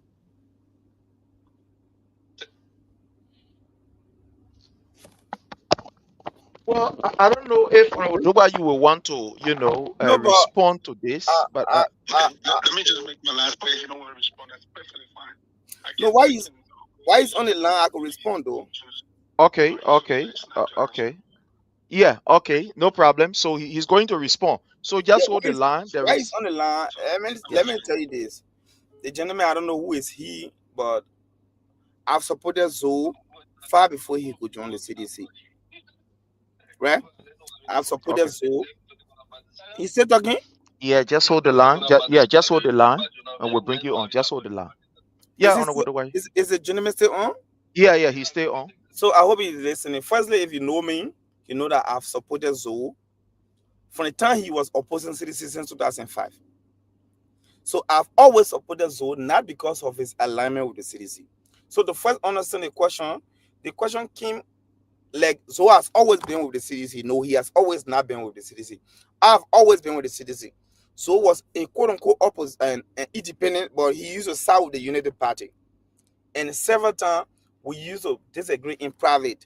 But I used to support him because at the time, as a young boy, 2005, still somewhere around 10th grade, 11th grade, I saw Zoe buying zinc, and I thought at the time that was the role of a lawmaker. But after almost 20 years today, I have two masters, two children, out of my experience going around the world, have education, know the role of a lawmaker, I tend to make a change. 5 years ago, when he came to the CDC, I told him, bro, you have to make a law, man. You have to draft a bill, human-sensitive bill for our country. At the time, it was about 15 years in the House. And I made a solemn, demand from him, and he gave me his words. So to answer your question, I've always supported Zoe, not as a sedition. So my support being withdrawn from him today is not because he was or with now with the CDC. Because the 4 years he spent with the CDC is less than the time I have supported him. Because I've supported him for nearly 20 years. And in those 20 years, he only spent 4 years and benefiting from the CDC. Because he wanted to be a senator, he could not win on his own as a senator. The first time he tried contesting as a senator in 2014, he was beaten by Marshall Dennis. And knowing the position CDC was as an incumbent and giving our supporter has grown more and more engaged there, he crossed carpeted and came and became a senator. So the question now to you now is to ask Zoe, when you are associating with the CDC, all the nonsense you're talking on Josh Riani, did you talk about it? Today So you said, yeah, we today, have yeah we yeah, have another we have another caller. We have another caller that we want to bring in. Let's bring in this caller because the line is is kind of crazy. But let's bring in this call. So hello caller, your name and where you've joined us from. Welcome.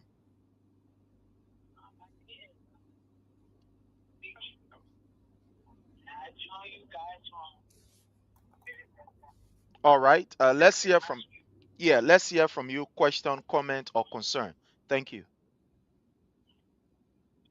My son preached, I never called before on any radio station to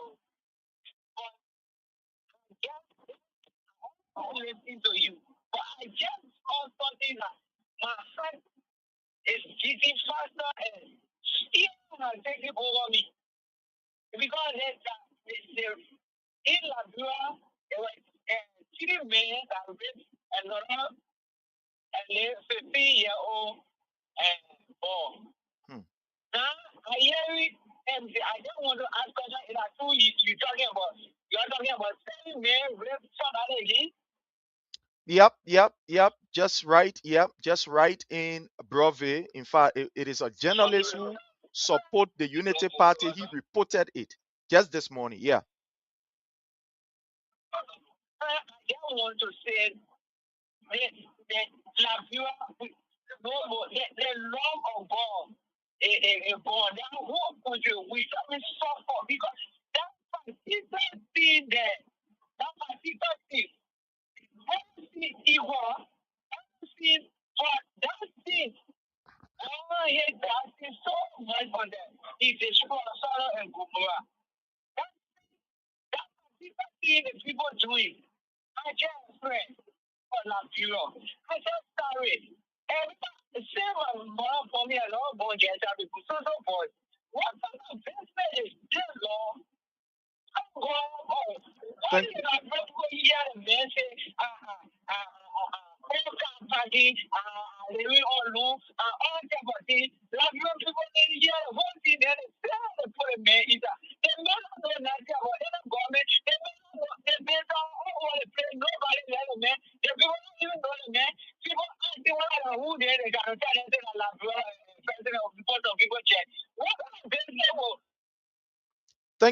Thank you so much. Thank you so very kindly. Thank you so much. Thank you so much. Thank you so much. Let's go to the line as we take the last comment from our brother. He stay on the line, our brother Elton. So, uh, oh, I'm sorry. There is a number here that was calling. Let me go back to that number quickly and then be able to. Okay, fine. He's calling. Okay. So, Elton, I think you're listening to. Yeah, you are very audible. Just take the last 30 seconds so we can get to another call and then call it a day. I hope you can hear me. You, I used to be a practicing journalist on radio and TV in Liberia, so I know the background. So just for clarity's sake, I know Zopano is more independent, and you are right. He used to lean on the side of the UP people, and at one point he went to CDC, and today UP is in power. He's back with he's aligned himself again with UP. But my question came from the backdrop of a lot of people in Liberia, they lack objectivity. That's why when I asked based on objectivity. Did you critique him when he was aligned with your party, or you just critique him when he's sharing the thoughts and the views of the United Party today? That was the backdrop of my question. But to Ethan, 1 second. Right now, I'm not with Henry critiquing him. Costa, I will No, give right an now, example. right now, I I'm do not respect critiquing him when him. he make utterances, whether I'm not. it's for UP or for CDC, because he flip flops between. I'm just giving premise on people not being objective. That's all I'm doing. So here's my final thought. When you spoke at one point, you talked about the rule of law. Liberian leaders, they have the tendency of disrespecting. I like that premise you laid about the great was Sayinga, I believe. The same thing with Lumumba. He said African leaders, they preference title over service, and most African leaders are very corrupt in their mindset. That's why they don't respect the rule of law. You saw when CDC were in power, what they did with Justice Janet to remove him from the bench. Today, UPS in power, they are abusing the law. They remove Fonati Kofa illegitimately. If you ask me, so I tend to side with the Liberian people and the reality and being objective versus taking side with a political institution. Like I tell people, let me conclude on this 1 second. People who tend to side with political parties lack objectivity most times, and it's proven because they all want to side with the biased views. Thank you. I appreciate the time, Series. Thank you so much. Thank you so much. So, Honorable Doga, I think you heard from the brother, the caller.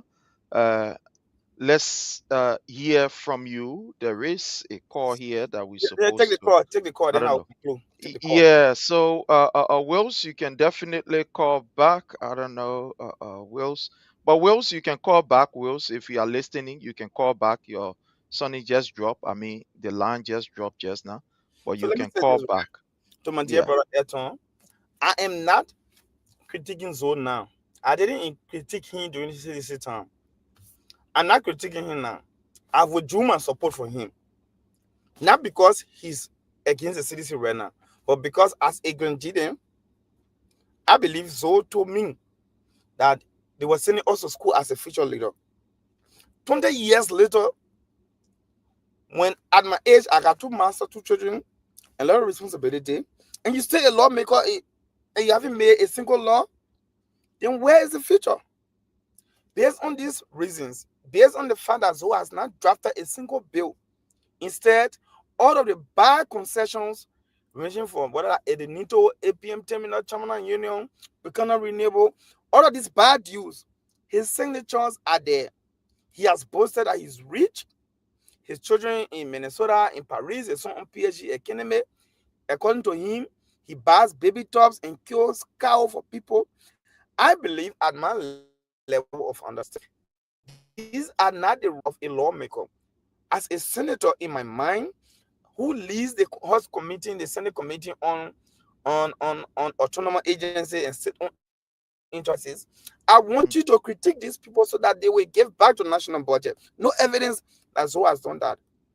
All you see is a pull a lot of gray hair up on himself, got a transparent car, drive around, bluff, and to him, life is better. Because of this reason, I've withdrawn my support for him, and the support is based on the fact that I'm a Grenadian, and I think Grenadian needs a better representation, a lawmakers who will see lawmaking as a priority and not a mass killing of cow and buying of baby tops. Those were the reasons why I withdrew my support from Zoe. I am not critiquing him right now. I'm withdrawing my support because he has lost my confidence, because he has failed as a lawmaker for over 20 years. I believe giving him 32 years is a miscarriage of judgment. He doesn't deserve it. He's not a lawmaking material. I've apologized, Ayrton, to the people of Grenada for being misled. Me too, I'm a victim of Zoe's manipulation, deception, and legislative dishonesty. He has failed in terms of his legislative output, in his circumference and quadrant of lawmaking, oversight, and representation. So I just conclude on this by saying the rule of law, our government has failed. Bouaka, he has opened a raping league. For all indication, the raping league, it has more attention now than the county mean. So I think that why you see more people raping, because they believe the raping league Bouaka has opened. It got more attention, it got more attraction, it got more impunity, and perhaps more reward than the county mean. That's why you saw the county mean, even though it was okay this year, but the raping league is increasing in our country. Children are out of school, it doesn't concern Bouaka. You saw a 12-year-old pleading for wire fees. When Joshua was doing that, he thought that policy was a stupid policy. Today, you see the effect of that. You see what it means to take that benefit from the people. So, in a nutshell, my brother, we are back on the show, and we are back, to put the regime on trial. We engage them with our bare hands, and in the end, the Liberian people will make the best choice. Thank you very much. Thank you so much. So before you leave, fellow Liberian, this will be actually talked on hopefully next week, our next edition of the Redemption Hour. But I just want to play you a teaser right here for you to hear this. Lost her life. We saw people sitting on Spoon Network telling the Liberian people that they get substantial evidence. They got recording, they got messages to prove that Jefferson Tamakochi was the one who sent Valley today to go and get rid of Global Musu Squad. Unfortunate, this poor girl lost her life. Shadow Musu lost her life. And today, the same people who were fighting their case, they are in power today. One of these people who sat on Spoon Network and talk nonsense with confidence. I talk to some of these people personally behind the scene. They make me believe that they get evidence that Jefferson Kochi was the one who sent Valley to get rid of Musu Scott. And today, the rescue government is in power. These people are no longer talking about coming to prove anything against Jefferson Kochi or against Valley today. We witness or exceed the year in this country while somebody went and kidnapped with their boyfriend and lied and said they were raped, which is Justina Taylor. Let me say today openly, Valley today, you my dingo brother. To err is human, to forgive is divine. I want to openly apologize to you today on my platform for accusing you falsely. You have nothing to do with what happened at Global Musu Scott Company. The people who get evidence against you, let them come and prove it. On this note, fellow Liberians, I want to say again to Honorable Dugayu, thank you so much for your presence. I know how busy you are. To even use an hour or 2 hours of your time to be here is something that we don't take lightly. We really appreciate. And to also Honorable Abubakar Ba, we want to say we thank you so much, our brother Chokon, and all of our people, who continue to support and to follow us. We actually appreciate you. We will be on here again on Wednesday for another segment of the Redemption Hour. So until we meet again, we want to say bye from our end and have yourself a God bless day. Bye, Honorable Dugayu. We want to encourage those who want to remain corrupt and steal money, that I beg them. The money should be used to bless our people. Thank you and God bless.